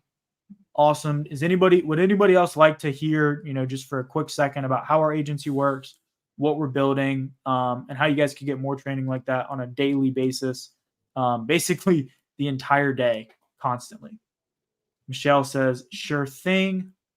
Awesome. Julian, you think we should kind of dive into this real quick? We got to, man. I'm supposed to write an app in like 20 minutes. Okay, cool. Let's go into it. So, guys, the agency that we're building is called Zoosurance.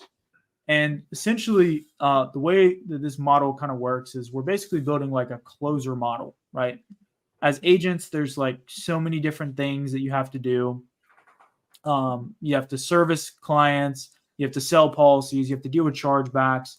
You have to buy leads, generate leads. Like there's so many freaking things. It's absolutely insane, right? So I want you guys to imagine for a second, like you guys just saw an hour and a half of training. If you guys were able to get daily sales training and mentorship, how much more do you guys think that you'd be able to sell, right? Some of you guys, like your upline doesn't even text you back for 2 days.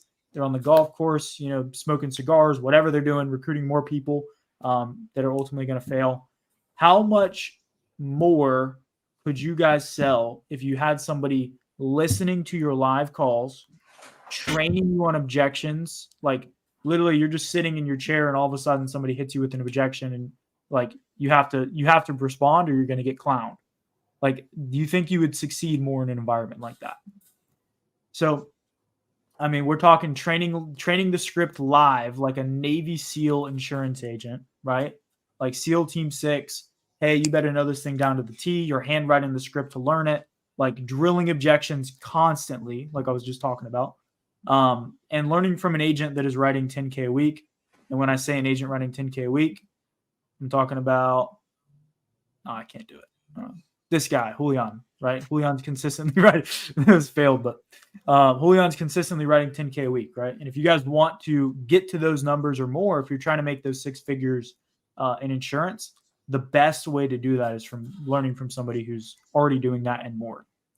So I want to kind of dive into what this actually looks like. I took a screenshot of Julian on the Zoom yesterday and he didn't know and added this to the presentation. But Julian is writing 10K consistently each week. And this is in business that's not just being written, but business that's being approved and issued, right? So, yeah, I mean, this is a 10K producer right here that you guys can learn from. So if you guys are part of the agency, you'll get to learn from Julian directly every single day, right? Julian, what days do you work? Monday through Saturday. How long is the Zoom room open where people can listen to you call and like get training from you? Like usually like 11 or 12 hours. 11 or 12 hours of direct access to a 10K a week producer. Like, are you guys seeing, like, if I first got into the business and I had that opportunity, I would be like in there like swimwear. So that's only one piece of it, right? Is the sales training and everything. But imagine having to never buy or generate leads again, right? How much of a distraction is it for you guys to go from lead vendor to lead vendor, Facebook ads course to Facebook ads course, trying to figure all this crap out when like you only make money when you're selling insurance. You don't make money when you're buying leads. You don't make money when you're generating leads. You don't make money when you're doing all of these different things that you do on a day-to-day basis. You only make money when you sell. So if you had all of that off your plate, you were just getting leads fed to you every day, how much more would you be able to sell, right? Probably a lot. No more lead vendors, no more lead gen, no more negative weeks where you're investing money into leads and then not seeing a return. That's one of the things I see like knockout agents all the time, right? How many of you guys know an agent that has joined the business, spent a bunch of money on leads, maybe they even racked up credit card debt and then failed out because they had too many negative weeks? It happens all the time, right? We did a video with a guy who was like 20 something years old and had like 30 grand in credit card debt, went homeless from buying leads, right? Yeah, and chargebacks, right? So my full-time job, this is me, I'm Tim. My full-time job is literally marketing and doing all of the lead gen for our agency. So any agent that's with us, they don't have to think about leads. They don't have to generate leads. They don't have to buy leads. They just show up to work and they have leads, right? It's all handled in the back end. I do it. I have a team that does the marketing and we literally handle all of that for you. So you don't have to do any marketing. My full-time job is marketing. So that means creating Facebook ads, running Facebook ads, creating content to warm up the leads so that the leads are higher quality when you call them and work them, generating appointments, pre-booked appointments for you, writing email automations to follow up with the clients for weeks and weeks and weeks so that you get that nurture and the clients are warmed up and they recognize Zoosurance when you call them and more, smiley face. So we have an in-house Facebook ad specialist that does all of the Facebook ads for our whole agency. Like you don't have to handle any of that stuff. And so what I want to do here is kind of like break down what agents at our agency actually get and what we invest into the agents, right? So the first thing is free unlimited leads, right? That's $10,000 a month of value. You show up to work every day, you have leads regardless. Unlimited free leads. That's $10,000 a month in value that we're investing. The next thing too is softwares, right? So as you guys know, and Erica, we'll get to your question at the end real quick. Julian's got to jump here in 18 minutes, so I got to run through this relatively quick. But when you're an agent, a lot of people will use like spreadsheets and, you know, when we used to do this, we would have like a stack of paper that we would call through to get our leads. It's just utter nightmare. And so we got into the whole telesales game and we realized like, okay, cool. There's these CRMs and there's these softwares and there's all these different things. And like, we've tried every conceivable combination of CRM software and dialer. And we have found out that most of them suck. And so what we did is we basically created our own. So we use a go high level white labeled CRM where we've programmed all of these automations that set up all of your clients and follow up with them and send them emails and do all of these different things in the back end so that you can just focus on selling, right? So the email automations to like warm people up and get them just like hot and bothered and ready to buy insurance. Hot and bothered. And we've literally spent hundreds of hours, like me personally have spent hundreds of hours like coding these automations. And I'm not a programmer, so that was a nightmare. And thousands of dollars like creating these automations. We've hired people to kind of go in and tweak them. We've hired consultants, bought courses, $12,000 course like just a couple months ago to kind of like pour all of that knowledge into creating the system. So when you join the Zoosurance, our agency, you're going to get the free unlimited leads, $10,000 a month of value. You're going to get a free CRM system, which is actually $497 a month in value. That's what we pay for it. And you basically get that for free just for being a part of our agency. So you have your own account. You have all the automations that are going to sub in your name and your number so that you are actually able to build that rapport and build that relationship with your clients before you even talk to them. So how many of you guys are watching this and you're like, who's ever had this problem? Hold on, have you ever had this problem before? I know I had this problem, but with door knocking. Bro, have I ever had this problem? Yes. I remember Comment making below 500 phone if you guys have ever had this problem. This is like the most common problem in telesales. Nobody answers the phone, right? Like I'm doing 500 dials a day. Nobody's answering. I'm doing 600 dials every single day. And nobody's answering. I'm doing 10 dials a day and nobody's answering the phone. What is going on, right? Well, we had the exact same problem. And we discovered this software that actually ties in with our CRM, which all of the agents that work with us get access to. And it's basically a multi-line dialer with number wrapping, right? So basically, what the hell is number wrapping? Let me explain it in layman terms. It's basically whenever I call a number, regardless of where they are, it's going to show up locally in their area code. So think about it. When you get a phone call, who do you answer the phone when they call you? Your doctors, the car service spot, like you answer local numbers. And so your answer rate goes up when you have local, like you're calling in area code. So the software literally, no matter where you're calling, it wraps the number with an area code local to them. So they're more likely to answer. Not to mention you can call up to 4 numbers at the same time. So it just puts your answer rate on crack cocaine so that you can talk to people all day. Julian, does your voice hurt at the end of each day when you're done working? Dude, my jaw was sore yesterday. I used to basically say like, yo, you're soft if you don't make like 300 dials a day. And it's not for a lack of trying, but dude, I just cannot I can barely break 200 phone calls a day. I spend most of my time quoting, most of my time selling, and obviously now I'm training and dealing with clients and stuff too. Obviously, we have the back end system that's going to take over the whole client deal here soon, which is awesome. Excited to talk about that more in the future. But dude, I'm exhausted. I mean, I'm brain dead right now. I got to go get another policy today. I'm like exhausted, but it's a great feeling though. Like I'm finally like, for once, I'm actually like selling insurance where like I couldn't get that anywhere else. You used to have carpal tunnel from dialing. Now you have like lockjaw from talking. Literally. Pretty cool. Yeah. But yeah, so the multi-line dialer, that's another thing we pay for as well. So you get the free unlimited leads, $10,000 a month in value, the free CRM system, $497 a month in value, the free multi-line dialer that wraps your numbers with local area codes, $150 a month in value, for a total value of $127,764 a year that we're investing into each agent. But that's not it. Because what's the biggest problem that agents deal with that cause them to fail? Well, this meme explains it perfectly right here, right?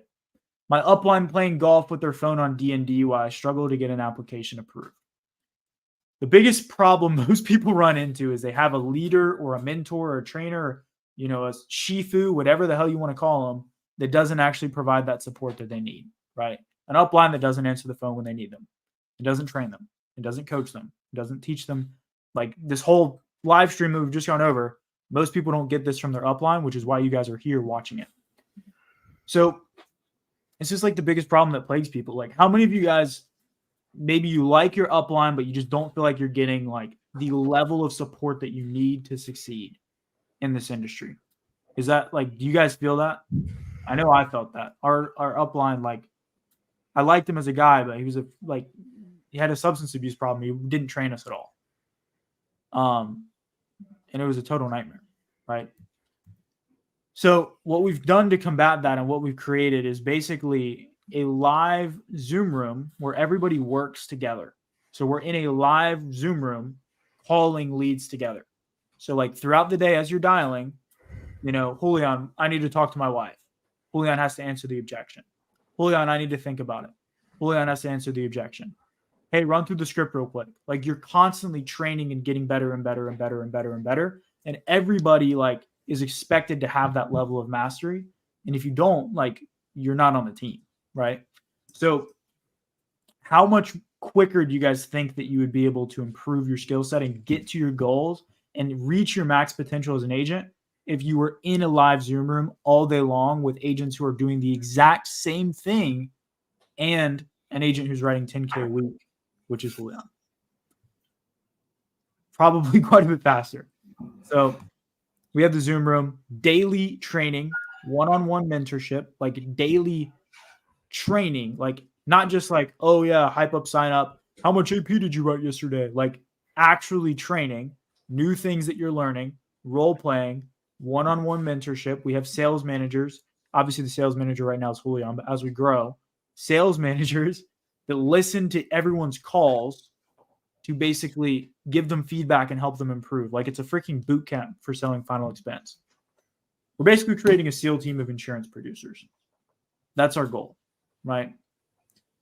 Highly trained, elite salespeople that just know everything that they need to say and when they need to say it so they can go on the phones and just crush it, right? So, Julian, how many, like, would you say this is an accurate number for the amount of calls that you've made in your sales career lifetime? Dude, that's like the last 6 months, maybe. 10,000 calls plus? Probably more, dude. You do 300 a day. Mm-hmm. Probably 100,000 calls if we're being realistic. Yeah, in real estate, I was doing like 400 plus a day. It was insanity. Yeah. So Julian's literally made 10,000 calls plus, and he's created the perfect telesales script, which we've just shown you guys on this live. And it's constantly being tweaked, constantly being improved, constantly split testing and trying new things. And if you guys are part of the agency, you'll have the most up-to-date script at all times, and you'll be keyed in on what's working at the highest level, right? Not to mention, you guys heard one snippet of a live call. We have dozens and dozens of live sales calls and sales training that is in a library that all of our agents get access to, so they can view that and work on and improve their skill set. Not to mention, Julian's average policy size, most people, like, this is a big app for them. His average policy size is 1,322 AP per policy, right? So literally that's 57% higher than the average policy most people are writing.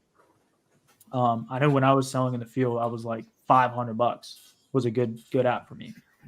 And one thing that you guys could pick up from that sales training or from the Zoom room or from mentorship could boost your closing rate by like 10 to 30%, right? You guys are going to learn the exact sales process from start to finish and be trained and drilled on it every single day, day after day, so you can reach your full potential and hit your goals. So again, unlimited leads, right? Like you don't have to buy leads. You show up and you have leads. $10,000 a month in value, a free CRM system, $497 a month in value. You don't have to test the CRM. You don't have to try all these different CRMs, whatever. $497 a month in value. A free multi-line dialer, $150 a month in value. Extensive training and mentorship.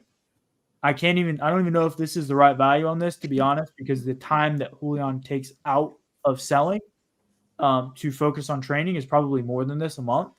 But extensive training and mentorship, right? If you guys were to pay, like if you were to pay a coach to give you the level of mentorship you're getting from being at this agency, you would be spending probably over $100,000 a month. Because I've paid like $3,000 for like 3 hours of coaching.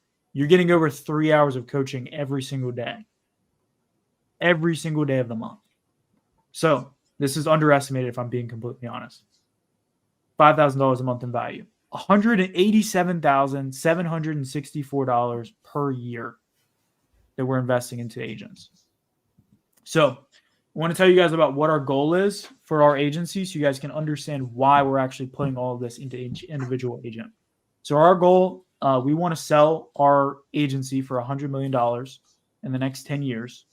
And we need a lot of agents to do that. And we need leaders, right? We need people that are going to step up, learn this on their own, like master this by putting in the effort, and then be able to go and train other agents. Because like at the end of the day, we're not going to build a $100 million company with me doing all the marketing and Julian doing all the selling. Julian doing all the training. Be a total nightmare. God. So we're going to need to have people that can sell, and then people that rise to the level that Julian's doing and can train other people that learn how to sell, that then can train other people. Like, we need people that are going to be leaders and going to be trainers and want to rise to that next level. Like, it's not possible without that. So that's why we're putting this whole thing together, and that's why I want to show you guys this, is we need leaders like you. And ultimately, what we want to do is when we sell it, we want to give those leaders equity opportunities in the future. So if someone comes to our agency and they're putting in work and they're learning all these different things and they're mastering it and they're showing leadership potential, we want to be able to offer them equity opportunities in the future, so that when we sell the agency, they can get a piece of that pie. Right? This is a fat, juicy piece of pumpkin pie right here. Imagine what $100 million pie looks like. What are those slices looking like? Pretty solid. So again, I think this is the last time. Unlimited freaking leads. Like, I know I sound like a broken record saying this, but unlimited leads, $10,000 a month in value, a free CRM system, $497 in value, multi-line dialer that locally wraps your numbers, calls multiple numbers at the same time, $150 a month in value, extensive training and mentorship. I put $5,000 a month in value. If you were to go and pay for a coach, it would be like 20 times that. I promise you, because I've paid coaches before. And growth and equity opportunities, which I didn't even add to this total because I can't put a value on it. So we're just going to say $187,764 a year plus opportunities for growth and equity. So you guys may be wondering, like, comment below if you guys are wondering, what is the comp? Like, what is this, 10%? Like, there must be some stupid comp. Like, what is going on here? Well, let me tell you guys. So what is the comp? What is the starting comp at our agency? Well, when creating this model, we basically had two choices, right? The first option was we could offer the highest possible comp that we could, which would basically mean we'd have to build an MLM and offer very little support. We couldn't do free leads if we did that. We couldn't offer extensive training because the upside on training someone would be low for us. So that was the first option. We could build an MLM, build another, Primerica or whatever, and offer the highest comp we possibly could. Or the second option is we could offer slightly lower comp, but in exchange, we can devote resources and devote more resources to your success and create a completely different model from anything that currently exists, has ever existed, or will ever exist in this industry. So we chose the second option, right? So let me ask you guys, what is it worth to you to never have to buy leads again? Like, what comp would make sense, right? To be able to write your own paycheck. Would it be worth $5,000 a month, $10,000 a month, maybe even more? Like, what would it be worth to you? What would it be worth to you to be an insurance closer that just shows up, closes deals, collects paychecks, and services clients? There's a lot of agencies out there that will give you no support, no leads, 25-point comp. Sure, a lot of you guys have maybe seen them, right? No names. Other agencies will give you like the highest possible comp they can. But then they try and scam you by selling you age leads and telling you to write the same product over and over again. Like, that's a pretty common thing. No names again. And there's some agencies that will just pay you like a tiny percentage or a flat fee, like per app that you write, which is crazy. So for unlimited leads, $10,000 a month, a free CRM system, $497 a month, the free multi-line dialer of $150 a month, extensive training or mentorship, $5,000 a month. Again, we already talked about how this should be more. Growth and equity opportunities, potential in having equity in a $100 million exit, total value of $187,764 a year. You guys can see why it would be a good deal at 30% starting commission, right? Like, that would be a good deal at 30-point comp, for being honest. But right now, for the people that are coming on, we're offering a 50% starting commission for everything that I just went over. So what we're doing is we're hosting interviews to bring people on. We're very selective about the agents that we will accept and the agents that have come on. We've had 78 applications now, and we've hired 2 people. So we're only looking for the best of the best, right? We're looking for people that are fully committed to this opportunity, we're looking for people that are like, we're looking for killers, right? We're looking for people with so much drive, like they could freaking be the engine in a Ferrari, right? Like, if that's you, though, if you're the person that is like ridiculously committed to your goals and willing to do anything that it takes to reach them, and is fully committed to this industry, then click the link down below and apply to work with us. And I look forward to jumping on an interview with you personally. I'm going to drop the link here in the comments for you guys to apply. Let me see here. Drop this right here. Comments down below. Apply. And part of the reason I'm calling the lead while we're talking, part of the reason why we're so selective, I've had a ton of people ask us questions. We even had one guy who said he thought it was a sales tactic. If you were to invest $200,000 into anything, would you just take anything and everything? It's easy for a company that's selling you leads or telling you to recruit people to a model that they don't even barely sell insurance in. It's very easy for them to just accept anybody because it's not built around selling insurance or developing the representative. It's built around developing the name of the brand. And ultimately, it's a recruiting-based model or, an MLM-based model. But when we're actually investing in producers, if we just threw $200,000 at everything that had a pulse and fogged up a mirror, we would be homeless. So just full transparency, with that type of investment, the amount of effort I'm putting in, I take time away from my wife. I come in early and I stay late with producers. I take time on my weekend to review calls. And I do one-on-ones with agents. We have people who are starving here that deserve that attention or earning that attention. And if we're going to take time away from those people and invest into someone who hasn't yet, produced under the company or hasn't yet done something within the company, like if we're going to make that bet on you, we've got to be selective. Because if not, it could affect their families, our families, or, we would just lose a ton of money. And so while I wish we had $200,000 to just throw at everything with a pulse, we probably wouldn't be on this call today if we did. We'd probably be playing golf and waiting for our downline to go to voicemail. But until then, we're going to be extremely selective and look for people who are serious about their future.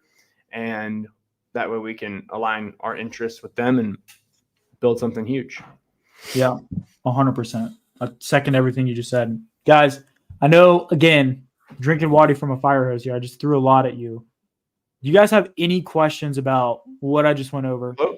The agency, how it works, the opportunity, anything like that? Please drop them down below. I'm happy to answer any questions. Probably leave, stay on for the next 15 minutes here. We'll see if Leon ends up having to jump into an app. Maybe he'll stay on and throw himself on mute so we can watch him close. But are there any questions you guys have about the agency, the opportunity, the application, just anything overall, even the script? Like, what questions do you guys have? I want to take 10, 15 minutes here to go over. Hey, Charlotte.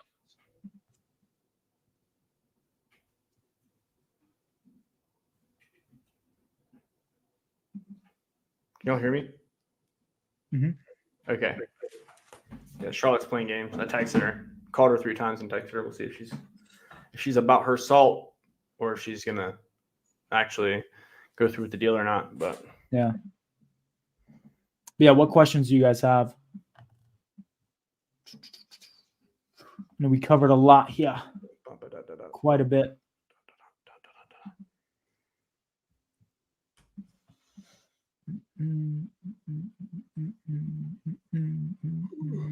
I saw a comment about, can we have another live stream day? Tim, we should send out an email and ask if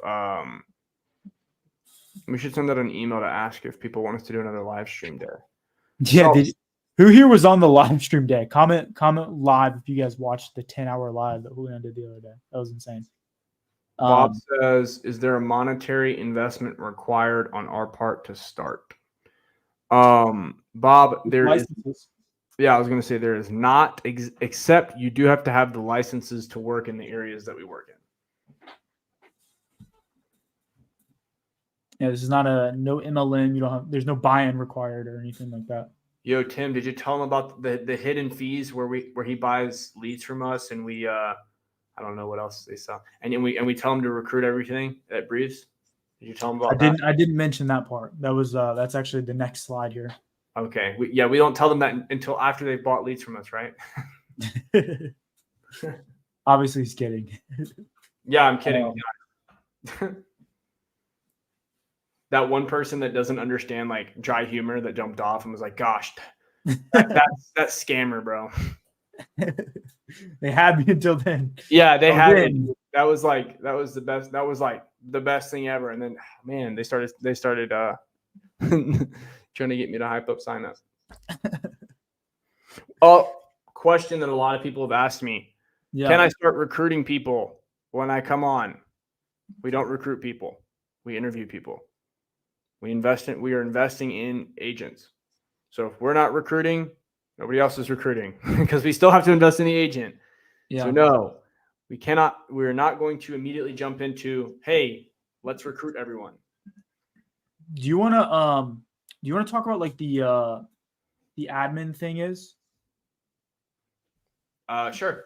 Corey says the only question is an opportunity like this even real? Corey's what's up, Corey? Didn't know you're still on here. Corey's one of the agents that works here at Zoosurance with us. We've got a couple of agents here. It's me and two other stud killers that have really been going after it. I got to shout them out for real. Shout out to Corey and shout out to Michelle. You guys have been an awesome pleasure to work with. So I second that for sure. It's very rare I find people that are equally as hungry to learn and grow and are receptive to that. Even when, like, it's tough to be receptive to feedback sometimes. Like if you are not, if you're learning something new or whatever, like I definitely have had my levels of frustration. Like when I'm learning something new and then like somebody's like, dude, you suck at this, like it's definitely not always fun, but when you're just so committed to being better, like there's nothing like an environment like that. Love sharing that with you guys. No problem. I have all the licenses in all the areas with the exception of Colorado, Maryland, and North Carolina. Cool, man. Well, yeah, definitely go in and apply. If it makes sense for both sides, then we would have to have those states before we move forward because we do invest in all of the leads. But yeah. So you wanted me to talk about the admin thing though, right? Yeah. I think that's something really interesting. I haven't really heard of too many other people doing that. I think a lot of people might be excited about that. Yeah. So basically, we have a back-end system where there's a transition from should I reveal the sauce, Tim? I mean, how in depth do you want me to go on this? Oh, dude, freaking sauce it up. All right. So the trade secret I will reveal is basically we're going to have like a back-end support player that will call your clients, help your clients get their things taken care of, help them to get their payments up to date if they have insufficient funds, miss a payment, etc. There's also, I'm trying to think, manual payment reminders, a welcome phone call, all sorts of things that they're doing to help you grow and maintain your income, right? Because writing business doesn't matter. I've written business and made no money. I've also written business and made a lot of money. Yeah. Like my production supports an entire company. This free lead program, salaries for the marketing team, my own salary, and all the agents that are coming on softwares and all of their costs associated. So if that, like I tried to not sell a guy earlier today. I'll probably play that call for you guys another time. It was insanity. This guy was he bought. I thought it was a sketchy deal because the way he said something, and then he just literally was like, "Can I just buy it right now? Can I just pay you?" I literally was trying not to close him, and he just bought. It was insanity.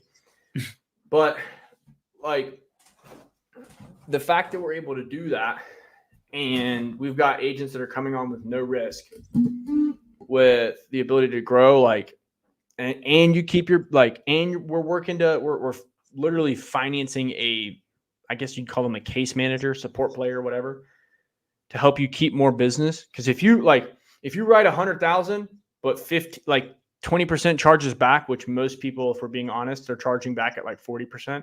But if 20% only charges back, which is the industry standard, which is also garbage, but most people are going to lose, like, for simple math, let's just say 20 grand there, because 80-20, whatever. But like, imagine if you just kept an extra 5% of that, right? What would that do for your income every single year? What if you weren't writing only 100,000 AP? What if you were writing 300,000 AP? If I keep doing 40K months, I'm on pace to do 480,000 if I only hit 40 even in AP, right? It's a $240,000 income before chargebacks and taxes. Yeah. And if you guys are doing anything close to what my retention is, I mean, you can do the math, right? 15% retention or 15% chargebacks. Take out taxes, federal. If you live in California, take that out too. But I mean, guys, it's not rocket science. I'm just following the system. You do need all the states before starting. Not before applying. If you would like to apply, you're welcome to do that. But you do need all the states before starting. 100%. Yeah. Any other questions you guys have? If not, I think we're probably going to wrap it up here. I know Julian's going to jump back on the phones. I got to get some more stuff done here. And yeah, if you guys do apply, excuse me, long day. I look forward to talking to you guys and getting to know you. And if it's a good fit for both of us, then maybe moving forward and having you guys be part of the agency. I know I've talked to a lot of people. I've talked to a lot of great people that I haven't been able to hire. And I've been able to talk to 2 awesome people that I have been able to hire. And yeah, I mean, we're just unbelievably excited to work with the people that we brought on and find even more of them and, help everyone grow and achieve their goals. That's ultimately the goal here. And I think we're in a really good spot to do that. Got to Really jump. good. She wants to buy. I think I lost Julian. I don't know what happened there. But yeah, that's kind of where we're at with everything. Bob says, thanks. You're welcome. Thanks for showing up on a Thursday night here. I know it's getting pretty late here over on the East Coast. Probably going to grab some dinner after this and get some more work done and go to bed. But yeah, let's see. Michelle says, thanks. Awesome. You're welcome. Thanks for showing up. Let's see. Any other questions you guys have? I'm going to give it like a minute more and then I'll probably shut it off. For the 15 people that are still watching this, I appreciate your time. Thank you guys so much for showing up. And look forward to hearing from you guys.